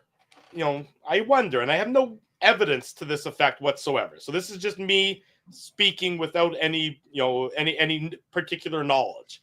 I wonder if Luke Schenn doesn't maybe go to the Jets organization. How many times did he fly back and forth between Winnipeg and Nashville after he was acquired by the Jets? 3-4 times? Sure. Something like that. I wonder if there's not maybe, not necessarily that it's going to happen, but I wonder if he maybe approaches the Jets organization and says to them, can you try and do well by me? And if you don't see me, as a regular in this lineup, or if you don't, is there a way that I could be closer to my family? 35-year-old defenseman, veteran guy, did all the right things. The Jets get $2.75 million off the salary cap as a result. I don't have any evidence to this effect. I'm just spitballing and wondering aloud if there's a possibility that he has maybe asked the Jets organization to accommodate him in that way, or if the Jets are willing to consider. And the Jets have Colin Miller there. That's the thing. Like, I don't think the Jets, if that happens, Drew, like, I have no idea. I'll be honest. I haven't thought of that. I wouldn't be surprised. But, like, we talked about it so much, Dave. Colin Miller couldn't get into this lineup, and he was playing well. Like, put it this way: if your third pairing is Hayden Fleury and Colin Miller next year, I have no problem with that. Could it be better? Sure, it could be better. Yeah. But that's a serviceable third pair there. So if Luke Schenn ends up being a guy who's moved, Drew, I think the Jets still have depth there. And again, I go back to what Dave always talks about with opportunities in training camp and seeing how guys perform in training camp in the preseason. Like, is Elias Salomonsson better served one more year with the Moose? I mean, Dave knows better than I would. Obviously, Mark Morrison and the Moose organization knows better than we do. Their player development has their own thoughts, right, Dave? Mm-hmm. But I mean, I'm not going to completely write off Elias Salomonsson as an option with the Jets next year. Maybe he plays really well in training camp in the preseason, and he starts the season off on the third pair on the right side, and then Colin Miller is your number 7 defenseman. Like, there's way more questions than answers. But, like, going back to what you said, Drew, before about making moves, like you mentioned Luke Schenn, like, I'm thinking more like the question is, are the Jets going to go hunting for a top 4 right side defenseman, not a bottom pairing guy? Like, are they going to try to upgrade? And I think it's really tough to say because they've got DeMello and Pionk there under contract. So I do think the defense is going to look very similar to start next season. As the season progresses, that's another thing. But I think Elias Salomonsson's really the only guy that I could see cracking into that top 6. Dave? Well, I mean, there's no question about it. From a Jets perspective, I mean, there's nobody really else. I mean, obviously you had Simon Lundmark, who's similar right shot defenseman to Dylan DeMello, quiet game, just kind of steady, doesn't necessarily do anything super flashy. But he's not hopping over guys on the right side there. No. I'm not saying he is, but again, like I said, it's more just, I mean, he did get the recall up to when they went to Toronto that one time when the Jets needed him. But ultimately, at the end of the day, no, as he's right. I mean, it's a question of whether Elias Salomonsson is ready to take that next step. And remember, 2 years ago, Scott Arniel was saying, do we really need to send him back to Sweden? Right. So that was 2 years ago. Then last year, he was one of the last cuts and went down to the Moose, had a great season, AHL, the Moose Rookie of the Year and the Moose Defenseman of the Year, AHL All-Star. Obviously, he dealt with an injury, but what did Eric Dubois say to us? Came back stronger. He actually came back stronger and played better. Yeah. And you could see it again. Like I said, his game is very good. Like I'm not trying to hype him. But I mean, I did watch all of his games, so I can probably attest to what I think he's capable of doing. I think the Jets have a very good player there. Now, again, from a trajectory perspective, if you look at Dylan Samberg and you look at what he did in his career versus what Elias Salamonson would do in terms of that, if they follow a similar pattern, my expectation would be, and again, I always couch everything I say with the question mark of, well, training camp could change anything that we say now. So don't clip it because it could be completely different in like 2 months or 3 months. But the fact of the matter is that, you know, you've got a guy who my expectation would be is going to come in, have a great camp. And if things look the same way right now as they do, then you send him down to the Moose. And if guys, you know, who are older start to get injured. But I think ultimately, Drew, what the question becomes is like, this team has to do something about all of these superfluous defensemen that they have, right? Like, you have to make a decision what you're going to do with Logan Stanley. You're going to have to make a decision what you're doing with Billy Heinola. So that to me is like the question mark. And I agree with Ezzy. Like, it's the one area we've talked about for years. Like, I like Dylan DeMello, but I prefer Dylan DeMello in like a second pairing role or a third pairing role. And I know that people are like, well, he's got a big contract. Well, that's fine. But like, again, to me, ideally you have Josh Morrissey paired with, I'm not going to say Mackenzie Weegar because we know the Flames aren't dealing with him, but that sort of, you've been on the Weegar train for years now, Dave. I have, because I think he's like ideal first pairing right side guy alongside Josh Morrissey. But that is like what I think the Jets need to kind of get to that next level. Now, we also have to point out that the Jets, again, defensively, were the best team in the NHL last year. So they got it done with this group. Colin Miller is another guy who we have more time for. It seems like he's always the odd man out, which is unusual because he always performs admirably when he's in the lineup. So that's why I'm saying if Luke Shen ends up getting moved, which, look, it could happen, it couldn't happen, but he's a guy that I have a lot of confidence in as a third pairing guy that even can play on the second pair, to be honest with you. Ezzy, I mean, I appreciate your confidence, but he struggled last year in the playoffs, and he was injured, admittedly, but he struggled, and you could see the limitations in his game. And they became really prevalent come playoff time. But Drew, just to finish the whole Shen thing, I mean, guys can move their families. I mean, that's not that. I mean, again, it's not. I look. Do I think he's gonna plan on being in? Like, I don't know what he was like in terms of like how long was he in Nashville? Like, he obviously got the not very long. That's what I mean. Like, he's been on 10. He's been on 10 teams, so it's not as if he was like, I've been in Nashville for 30 years. I need to go back to Nashville. I mean, it's hard to uproot your family in the middle of the season when kids are in school, but now that it's summer, you can adjust for next year if he wants to bring them to Winnipeg or not. But I'm just saying, like, it's a mutually beneficial thing that, that where the Jets get out. But what are they going to do? They're going to think they're going to send him to, like, if he's not in the same city as his family, regardless of whether it's, quote, easier to get to Nashville from Columbus. I'm just saying that, like, I just wouldn't look at it like from that perspective. I just think that the Jets have to go from the view of, I mean, first of all, that's not their biggest issue right now. The biggest issue is what are you doing with Nikolai Ehlers? And the biggest issue is what are you going to do about your second line center? I'm just not so certain that the Jets defense is 100% set for next season, as a lot of people seem to think that it is. I wouldn't be surprised if there's another move that happens between now and the start of training camp and the start of 2026. Hold on, Snacktoba's got the comment before we bring on Hernan. This is the comment.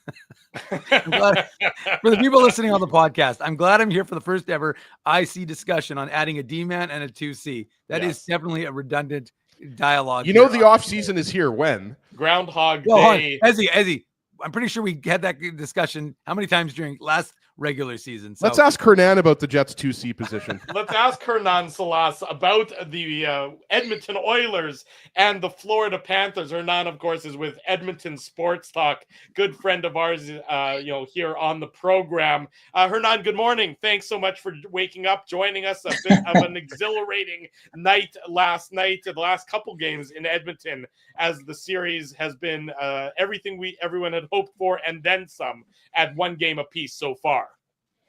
Yeah, it was a late one last night, boys, on the post game show. Of course, it was pure chaos. Time to move on from Stuart Skinner, and the series is pretty much over if you were tuned into our post game show last night. So, I just got to say first, a big fan of your show, guys. I tune in during the season playoffs for your post game shows, and I'll say the chats are pretty similar when both teams lose. So, you guys know what we're feeling over here in Edmonton after last night's game. Well, I'm surprised to hear that the sky is falling to the degree that you're saying it was. I know fans, lose perspective, but I mean, it just seems that these two teams are so close and there's not much separating either of these two teams that it is going to come down to an overtime winner, a fluke bounce here or there. Mm-hmm. Or did Oilers fans think that this was going to be something different than what it was? I mean, they won game one, but even that result had to come because of a significant comeback to win the first game on home ice. Yeah, either game could have went either way, right, guys? I thought in game one, the Oilers were slightly better. Outside of the second period. And last night, you got to give credit to the Florida Panthers. Again, they took over in the second. They were really good in the third, guys, up until the last minute when the Oilers pulled the goalie and found the tying goal. And then they kind of took over overtime as well. So you give the edge to Florida in game two slightly. But again, that's what we were saying last night. It's not going to be easy. This Florida team is game. Their physicality, Sam Bennett's driving everybody in Edmonton crazy already after 2 games. So, yeah, it's going to be tough. And listen, it's not all the fans. But you go into Florida, if you can get a split, you're good. You got home ice. You're coming back home for game 5. So this is going to be the series, guys. It's going to be 1-goal games. I don't see a blowout in any of these games. And it's funny, both goalies have allowed 8 goals in 2 games, but both goalies have been awesome. They've been great in this game. They've made amazing saves. And again, yesterday, the Oilers were a little sloppy defensively. Bouchard, for the first time, guys, since game 2 in the LA series, he's had back-to-back, okay games. Yesterday in the overtime goal, bad read at the offensive blue line that lets Marchand sneak in behind him and score the winner. So, yeah, it's going to be a grind. We're loving it here. That first period, guys, probably the best playoff period we've seen in a very long time. I would agree with that. Like, what were there, 11 penalties in that first period? Like, I don't know if it was exactly 11, but it seemed like there were that many. And 5 goals. I'm with you, Hernan. Like, this series, like, I like whether or not you have a horse in the race. The first 2 games have not disappointed. Like, what more can you ask for than back-to-back overtimes? And obviously, if you're an Oilers fan, you could ask for an extra win. But no, I agree with what Drew said in his question. Like, I expected this to be a 6 or 7 game series. We're obviously pulling for Edmonton here. I don't speak for Dave and Drew, but we're pulling for Edmonton. Sorry, Hernan. It's okay. I get it. Hernan, I'm one of those people that wants to see the curse, obliterated. Like, I want a Canadian team to win. And I'm the type of person that, if it was, God forbid I say Calgary, but if Calgary was in the Stanley Cup final, I would be cheering for them as well. That's just the type of person that I am. I know some people don't. Look, I remember the 1980s. I don't. Well, with all due respect, I can't. Yeah, some people can't cheer for the Oilers. I actually, Hernan, I have to admit, my son has an Oilers jersey, and he said during this playoff run, he said, "I'm more of an Oilers fan now than a Jets fan." So I don't know, Drew and Dave. I haven't told them that yet, but I think Connor McDavid has a lot to do with that. And he's been phenomenal. I wanted to ask you about Evander Kane, right? Because he obviously played for the Jets. This guy didn't play at all during the regular season, and he's got 6 goals and 12 points in 17 games. He had a beautiful goal in yesterday's game. Like, what has stood out to you? Because, like, he looks like a guy who, is playing some of the best hockey of his life. Yeah, it's funny because, during the season, everybody was like, there's no way this guy's just going to play in the playoffs. And I'm sure he probably could have played in the regular season towards the end, guys, but they kept him out. And we were all saying the same thing. We're all like, don't expect much from him come playoff time because he hasn't played. It's pretty much since game 2 in the finals last year because he was out of that lineup towards the end of that series. So he's been a pleasant surprise just because of all the surgeries he had, not playing a game in over, close to 10, 11 months. He comes in and he doesn't miss a beat, guys. Like, and you guys know him, man. I mean, he's out there. He's an agitator. He can score. He does it all. He's been such a welcome addition to this team. Exactly what they need, and especially against this team against Florida, because he's Sam Bennett-like. I think you would need a few more guys to step up in that area of the game. Trent Frederick comes to mind, but yeah, Evander Kane's been just he's been great for the Edmonton Oilers. You guys know him. He's funny with the media. He made some jokes about the cities he's played in before coming to Edmonton and all that. But he's been great, and you can play him anywhere in the lineup, right? Hernan, you can tell us what he said about Winnipeg. Did he talk about Earls on Maine? Is that what he was talking about? I think it was more towards Buffalo, guys. So we'll just leave it at that. So, but yeah, he's been great. He's been everything the Oilers thought they were getting when they brought him in, and I mean, he's just such a different element that the Oilers don't have a lot of. So he's been a great surprise for the Oilers. You know, Hernan, the player, when I was asked, I was walking into the Canada Life Center to cover a Jets game, and one of the security guard Perry, I should say, said to me, he goes, "Where do you think Corey Perry's going after he was cut loose by Chicago?" And I said to Corey, to Perry, I said, "There's no question to me. He is absolutely going to Edmonton, and he's going to be exactly what they need. I mean, he is that kind of guy. It's remarkable. It's like the guy hits the fountain of youth, what he's able to do. But just how important has he been to what this team has been able to accomplish over the last 2 years?"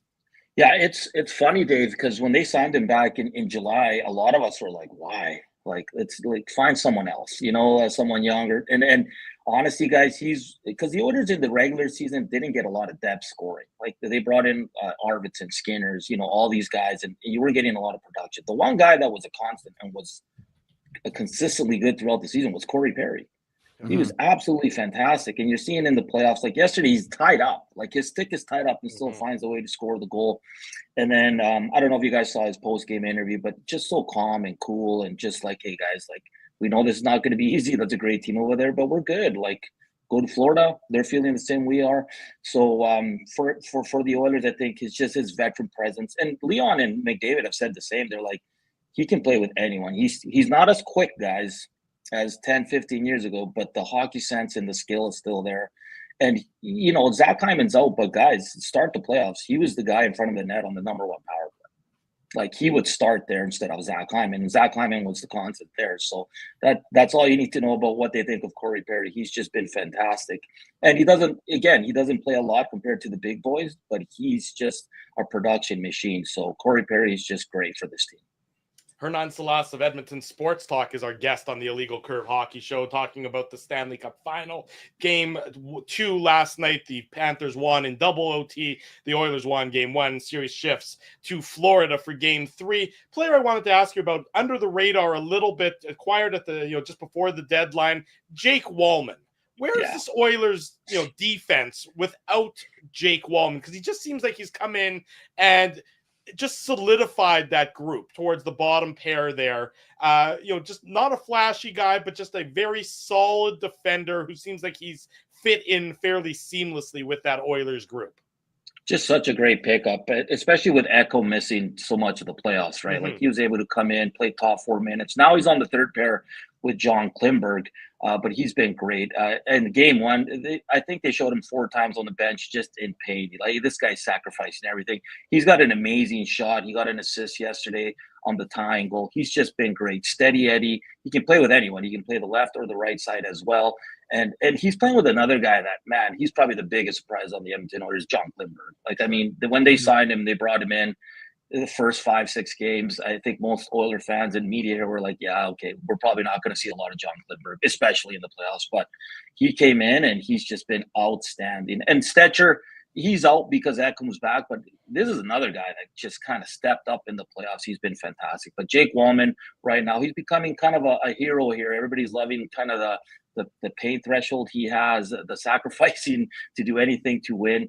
And I wouldn't say under the radar, guys, but he's really good offensively. Really good offensively. He's on the second power play unit now with the Edmonton Oilers. And the best thing about Jake Wallman, you still got him for another year. So he's only going to continue to grow and get better. He's 29 years old, but man, we knew what we were getting, but I think he stepped it up a couple notches here in the playoffs for sure. Hernan, just going from Jake Wallman and the Oilers, going to the other side, Sam Bennett, who obviously has had an incredible playoffs, but like, and I'm sure you guys have spent a lot of time talking about Bennett, but I mean, how do you think the Oilers have been handling him, and how specifically do you think the officials have been at basically dealing with what he's been doing in front of Stuart Skinner? Like, obviously yesterday he gets the penalty, right? But it seems like he's definitely, treading that line of, going a little bit too far and, maybe getting a little bit of a different response from the Edmonton Oilers, if you know what I mean. Yeah, he falls real easily, guys. Usually into the goalie. Amazing how that happens. But guys, I'll say this: like most of us on Edmonton Sports Talk on the post-game show in Game 1, with the goal that was challenged, we didn't think it was. We thought it was a good goal. Like Kulak did get him in the back of the leg. He does fall a little easily, but yesterday he was taking it to another level. A little scary there when Stuart Skinner, TD4s had to come out and check on him and all that. But guys, I mean, we were saying yesterday on the post-game show, like, don't cry wolf, just go do the same thing on the other side. Like, and they did for a bit. Like on one stoppage, Brown kind of dug into the stomach of Bobrovsky, and that created a ruckus there. You got to do more of that. Like, I mean, Sam Bennett's going to continue to do this, guys. I mean, and if the refs are not going to call it, you got to take matters into your own hand. I mean, we're not saying be dirty or go out to hurt, but get in his face and then do the same thing on the other side. That's the only way they're going to stop.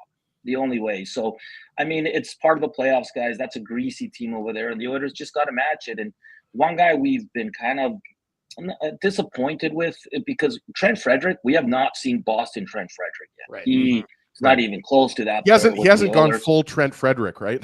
No, not at all. So that's one guy. I know last night a lot of people were saying, come on, man, like you got to step up here and help the Canes and the Darnell Nurse and the Corey Perrys of the Edmonton Oilers and get in there and muck it up a bit. So again, guys, it's not going to stop. It's going to keep happening with Sam Bennett and Matthew Tkachuk. You just got to do the same to the other goaltender as well. So I just keep thinking, sorry, I know Dave's going to get in here, but I just keep thinking, like, back up the Brinks truck for this guy. Like, this guy's making more money for himself every single game he plays. Like, he's gonna, I don't know if he's a $9 million a year player or a $10 million a year player, but I mean, the Toronto Maple Leafs, if they're interested, should be signing him early on July 1st or not.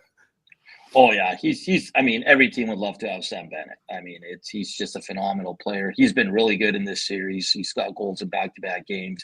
He's a menace, man. That team's good. I mean, the Lundells of the world, the Lusteranians of the world. Gustav Forsling last night, guys, was just absolutely fantastic for the Florida Panthers. So can't wait for Monday in Game 3, because I don't know if you can be better than what you saw in Game 2, but I wouldn't put it past these two teams. Hernan, I want to ask you about Zach Hyman. I mean, last year he had 16 goals in 25 playoff games. I mean, you can't replace that. We know what he brings.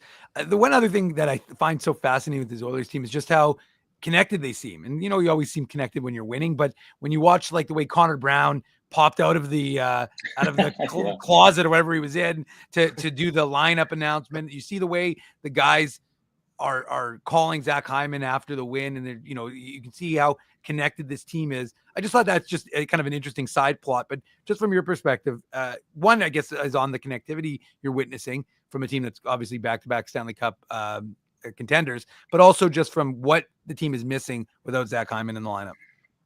Yeah, you kind of missed it a little bit yesterday, guys. Like, he's just relentless on the forecheck. He plays for the Panthers, that brand. He's nonstop. Like, you guys saw the hits before he got injured. Like, he was gonna probably break the record for hits. I think he had more hits in the playoffs than he did the whole season. He's just a fantastic player. Never gives up. He didn't have the offensive season in the regular season like many others that we're used to seeing, but he's so important to this team. He's a net front presence with Corey Perry on the power play, his connection with the top players. Again, he's played on the third line this year. He's been all over, and he just never misses a shift. You never complain about Zach Hyman. And here, they're calling Zach Hyman signing one of the best all time for the Edmonton Oilers free agent signing. That's how good he's been, 50-goal scorer. But they do miss him. I mean, he's a great guy. He always has time for the media, no matter if they lose 6-1 or win 6-1. Always gives good responses, always has a smile on his face. And I think the guys do miss him. And you do miss the forecheck. Now, you have players, you have depth, but no one is Zach Hyman on this team. The closest is Connor Brown. He just doesn't have the offensive touch, boys. So Zach Hyman is definitely going to be missed for this team. But I think the Oilers, even before the series started, we said they have enough depth to get by that. And getting Ekholm back kind of, it's a wash because you had Hyman and you didn't have Ekholm, and the Oilers were still playing pretty well. So, yeah, Zach Hyman is one of those beauties, guys, that he's just loved here in this city by media, by fans, by everybody. Just an overall good guy. Definitely missed, but he's always around the team. He did media a couple days ago as well. A dislocated wrist was what happened there. Unfortunate incident with Mason Marchment. Many Oilers fans thought that was on purpose, but I don't think it was. Well, Mason shouldn't have even been in the game. He should have been suspended for abusing the officials in the Jets series. I heard that was just a love tap, yeah. Drew. That was nothing. Yeah. Hernan, there's always the thought that before you can win a cup, you have to lose a cup, and whether or not that's true or not is a separate issue entirely. But from Chris Knobloch's perspective, how have you seen him sort of adjust between last year's final and this year's final, if at all? Chris Knobloch's his first 2 years in the playoffs, he doesn't miss on his choices, guys. Like his decisions, he's been spot on. He brought in Kapanen for Arvidsson. We're all like, whoa, what's going on? And then Kapanen scores the OT winner to get by the Vegas Golden Knights. That was his first goal since January, guys. Yeah. But like he just had a hunch, like, I need to take Arvidsson out. And I don't know if you guys saw when Arvidsson came back in against Dallas and they were asking him about sitting out. He wasn't happy. He said, like, I didn't think I deserved to be sitting out. Like, I was playing well, was doing everything they were asking of me, and I didn't deserve that. So Chris Knobloch, and what I like about Chris Knobloch, he's calm, cool, collected, and his team is the same way, man. You kind of represent your leader, and that's what the Oilers are. They're Chris Knobloch. You never see Chris Knobloch riled up. Very thoughtful answers in post games. Never throws anyone under the bus. He's very calm. Now, in the regular season, he missed on a few decisions. He was driving the fan base here crazy, going to we call it the nuclear option, McDavid and Draisaitl, far too often, far too early in games. But in the playoffs, guys, like, to be honest, since last playoffs, he hasn't missed. He always knocks them out of the park. Going to Calvin Pickard in game 3, which, I mean, everybody kind of anticipated that, but Pickard came in, won 6 straight. So he's been really good with his decisions. He's just, like I said, you don't get a lot from Chris Knobloch, but he's, compared to the Jay Woodcrofts, Todd McClellans of the world, he's completely different, just very relaxed, and you can see it in his team. They're the same way. Hernan, there's so many guys that we could talk about on the Oilers. I mean, we haven't even really spoken a lot about Connor McDavid and Leon Draisaitl, just a little bit. I mean, that goal that Draisaitl, like the play that McDavid made yesterday, I mean, it's just bananas. Like, it's like maybe Nathan McKinnon is the only other guy that can make a play like that. But I have to ask you about something that's maybe the most important thing that's come up in this playoff run. Is Pink Pony Club going to be the official celebration song of the Oilers? Is it going to still be La Bamba? Like, can you address this? Like, you've got Gretz asking if it's the name of a band. Like, yeah, you're in Edmonton. You got to take us through this Pink Pony Club phenomenon here. Yeah, it's La Bamba's. It's, I think, the song. Well, I know it's the song they play in the arena when they win, and it's the fan song, and everybody's singing it and everybody's loving it. Pink Pony Club is in the room. That's between them. No one knows why. They've been asked, and that's Drew's favorite song as well, by the way. Oh, you know me. I'm more of an espresso guy than I am a Pink Pony Club guy. Yeah. You know, more Sabrina Carpenter than Chapel Roan, but either way. We don't know why that's the song. I know. I think Bouchard, and I can't remember who he was doing the interview with there in the media center, and they just kind of it's between the guys and in that room. So we really don't know why, but we know that's the song they play in the room once they win. But La Bamba is officially the Oilers song. I just think it's hilarious because I listen to I've got a 7-year-old and my son's almost 6, and we listen to Kids Bop all the time, and they love Pink Pony Club. I just think it's funny that that the boys are getting fired up by Chapel Roan in the dressing room. I just find it funny. You know, Hernan, the player I focus on is Ryan Nugent-Hopkins, because to me, he is the Oilers. He is the Oilers through and through. And so is there any element? I know that these guys are all like laser focused on winning the cup, but is there an extra element of it of trying to get it done for a player like that who has lived and breathed terrible Oilers teams and now great ones? Yeah, no, Dave, you're right, because you hear Nuge and you hear McDavid and Draisaitl nurse talk, and Nuge, it's all about him, man. Like he's the old guy on the team. He's the guy like they all want to win for, and we always talk about here, if they do end up winning the cup, who gets the cup after McDavid? And we all think it's going to be Nuge. Like it's just because of everything he's been through. Lifelong Oiler, and like Dave said, he went through some really hard times, and you got to give kudos to him for sticking around and seeing the light at the end of the tunnel. He's very close. And another guy that, surprisingly, guys, he takes a lot of heat here in this city. I mean, he's a little bit older, but he's the Swiss Army of the Oilers. He does it all. He's on the power play, PK, plays a ton 5-on-5, can play anywhere in your lineup, center or on the wing. But a lot of people, is because of the production. And Nuge at this point in his career is not going to be a big production guy, right? Guy. He's going to be 40 to 60 points. 60 is probably a lot to ask for. He gets a lot on the power play as well. But yeah, he is the most beloved Oiler in the city, even with McDavid and Draisaitl here. Nuge can do no wrong here. He'll never pay for a drink. And you see it with the Oilers players that have been here as well. Not as long as him, but like I said, the main core group here, it's all for Nuge, and they want to win it for him especially. Hernan Salas is with Edmonton Sports Talk. He's a good friend of ours. Game 3 goes Monday in South Florida. I'm sure that you are going to be very, very busy getting ready for that and covering it in its entirety. And by the way, Hernan, if you come to Winnipeg, you won't have to pay for a drink either. We'll go out and have some beverages, and just like Nugent Hopkins in Edmonton, you won't have to pay for a drink. So make your way to the River City. I was with the Elks for 3 years until last year, so I've been to Winnipeg aplenty, and I got to hang out with Huss one night. So, and you live to tell about it. We went for dinner actually with Dusty and Huss and one of the Elks members. So it was fun. It was good, and Winnipeg's a great city, man. I absolutely love going there. Appreciate that. Good luck for the rest of the playoffs. I'm sure that the coverage that you guys are doing is just fantastic, and that'll continue all series long. Hernan, thanks so much for joining us. Get some rest. You got Monday will be here before you know it. Thanks, boys. Take care, Thanks, Hernan. Take care. Great interview. Good friend Hernan Salas joining us this morning. What a start to the Stanley Cup final, boys. Like, I was very critical. Like, I don't know if you guys touched on it last week. I was texting you guys before the show. Like, I was hoping that you guys would talk about how ridiculous it was that it started late. But, I mean, I think you'd agree, guys, that, the first 2 games have, I mean, what more could you really ask for? Like, this has been an epic Stanley Cup final so far. Yeah, it's been 2 great games that have been separated by overtime goals. Right. You know what makes a lot of sense though is you end your playoffs in the conference finals, and you're like, hey, you know what? We don't want to play on a Saturday night when there's no other real sports to play. We're gonna wait. Well, though now it's good because now it's like every other day you've got NBA, NHL, NBA, NHL. And the NBA game 1 was pretty epic as well. Also. So and Drew's not complaining because he's coming over for ribs tonight. That's true. I get ribs out of this, Dave. Otherwise, I wouldn't be able to get my ribs from Ezzy. So it all works out very well. Let's take our final commercial break. I think we have one more to go, so we'll do that. We'll come back. We'll wrap the program. We'll look ahead. We'll look back. Everything to do. Stay with us. It's the Illegal Curve Hockey Show live Saturday morning here on our YouTube channel. We want to thank you for not betting with Play Now and choosing our illegal gambling site instead. Because we couldn't afford things like this without your money.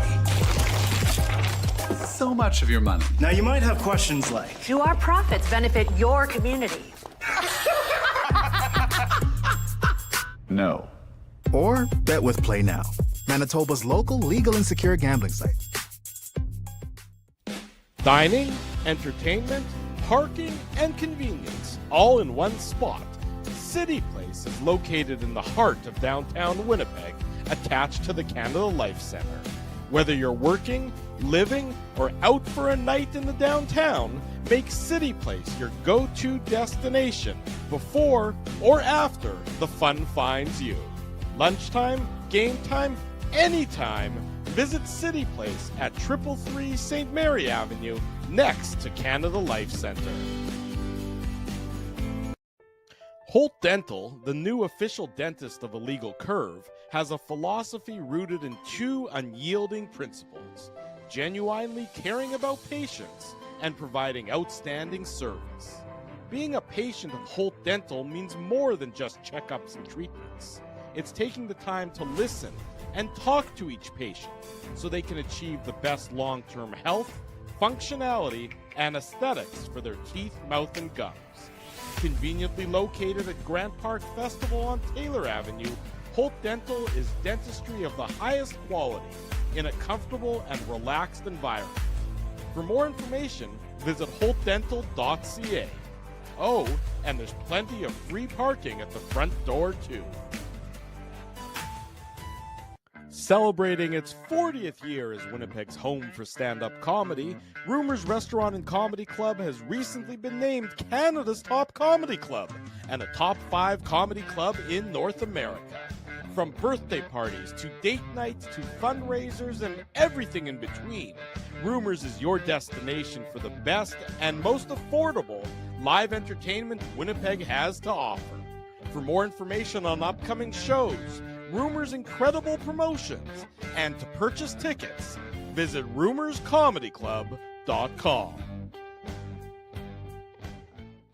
At Boston Pizza, a fast lunch doesn't have to mean fast food. Now you can get a $15 lunch served in just 20 minutes, including your choice of a main, side, and drink.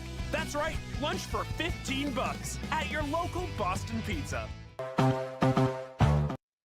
Welcome back to the Illegal Curve Hockey Show. Big thank you to all of you for joining us on this Saturday morning. The show, of course, is presented by our friends at Play Now. They're the title sponsor. Also want to give a shout out to all of our sponsors: Rumors Restaurant and Comedy Club, Holt Dental, Boston Pizza, City Place, Seagram's, and the 2025 Rady JCC Sports Dinner coming up on Tuesday night. We will be there. So if you're there on Tuesday night, come say hi to us as well. We'll be the ones all wearing red based on today's fashion choices. I'm amazed that not one of us changed their shirt. Like, I thought there would be a wardrobe change at some point in the 2-hour show, but way too lazy for that. That's a lot of effort, Ezzy. I mean, that's stairs. As I got to tell you, if the shirt was right beside me, which there is actually literally one right beside me, 0% chance I'm changing that shirt. Actually, I was going to get, like, Drew, how far away are you from getting a unicorn stair lift put in your home? Far. I have mobility. I can still walk. So, well, you just said that you don't like to walk up and down the stairs. So No. What I said is I'm not running up the stairs during the commercial break to change a T-shirt because we all just so happen to be wearing the same color. That's too much effort. It's not the physical act of walking that is preventing me from doing that. I can still walk stairs and do things and raise my arms above my head and all those very important mobility exercises that matter so much. I've seen you on that treadmill. You can move. I can move. I got the bike. I got I still can move my body as needed. Big thanks to everybody for joining us this morning here on the Illegal Curve Hockey Show. If you missed any of the Morgan Barron interview, go back, watch that. That was really great. I'm sure Dave M is already getting ready to cut it up and snip it and use it for content on the website, illegalcurve.com. Dave's best friend, the snipping tool. Yeah. Dave M loves to do that, so I'm sure Dave will have that all cut up and ready to go and everything else. But go back, it's available. The instant replay is available right after the show ends, and of course the podcast will be available a little bit later on as well. We remind everybody, illegalcurve.com, that's your number one resource for any Winnipeg Jets news, audio, anything that breaks over the course of the week between this Saturday and next Saturday. Sounds like Dmitry Reshevsky might be staying in Russia. We don't know yet. We're still waiting to hear. Rumors are that Chris Drieger signed over in the KHL. Haven't really had that confirmed yet. I've been trying to get that worked down, so we'll see on that front, but nothing new to report there. Dave has put out the request in Russia, but he's still waiting for the translator to come through. Just want to mention, too, Craig Button's going to join us tentatively. Craig Button is going to join us on next Saturday's show. We're going to start next week diving deeper into the draft. The Jets obviously have the 28th overall pick. There's been some chatter, boys, that the Jets might move it or it might be involved in an offer sheet situation, but regardless, we're going to go under the assumption that the Jets are going to pick 28th overall. So our good friend Craig is going to join us, and we're going to dive a little bit deeper, as I mentioned, into some of those options for the Jets late in the first round. Yeah, the draft is right around the corner. You know, with the Jets playing so much later than they had been typically, it makes the offseason shows that much more compact. So the draft will be right around the corner before you know it. And we'll talk to Craig Button about that, hopefully, next week on the program. I won't be here next week, so you guys will do it. You guys will be able to carry that load. Well, now you need to tell us where you're going to be, Drew. No, I don't have to. I'm going away with my family for the weekend. It's not that exciting. You guys will be able to take okay, the worker bees will handle business right That's right. The worker bees will do the work. I'm definitely doing the show by myself. Big thank you to everyone for joining us. As I mentioned, big thanks to the sponsors. If you haven't already done so, smash the like button, subscribe to the channel, subscribe to the podcast, leave us some feedback here, there, and everywhere. Want to hear what you have to say about our programming. We'll be back next Saturday. The website rolls on, illegalcurve.com. For Dave Manouk, for Ezra Ginsburg, big thanks to Hernan Salas, big thanks to Morgan Barron. I'm your host, Drew Mandel. Until next Saturday at 9 a.m., we say thanks for watching the Illegal Curve Hockey Show.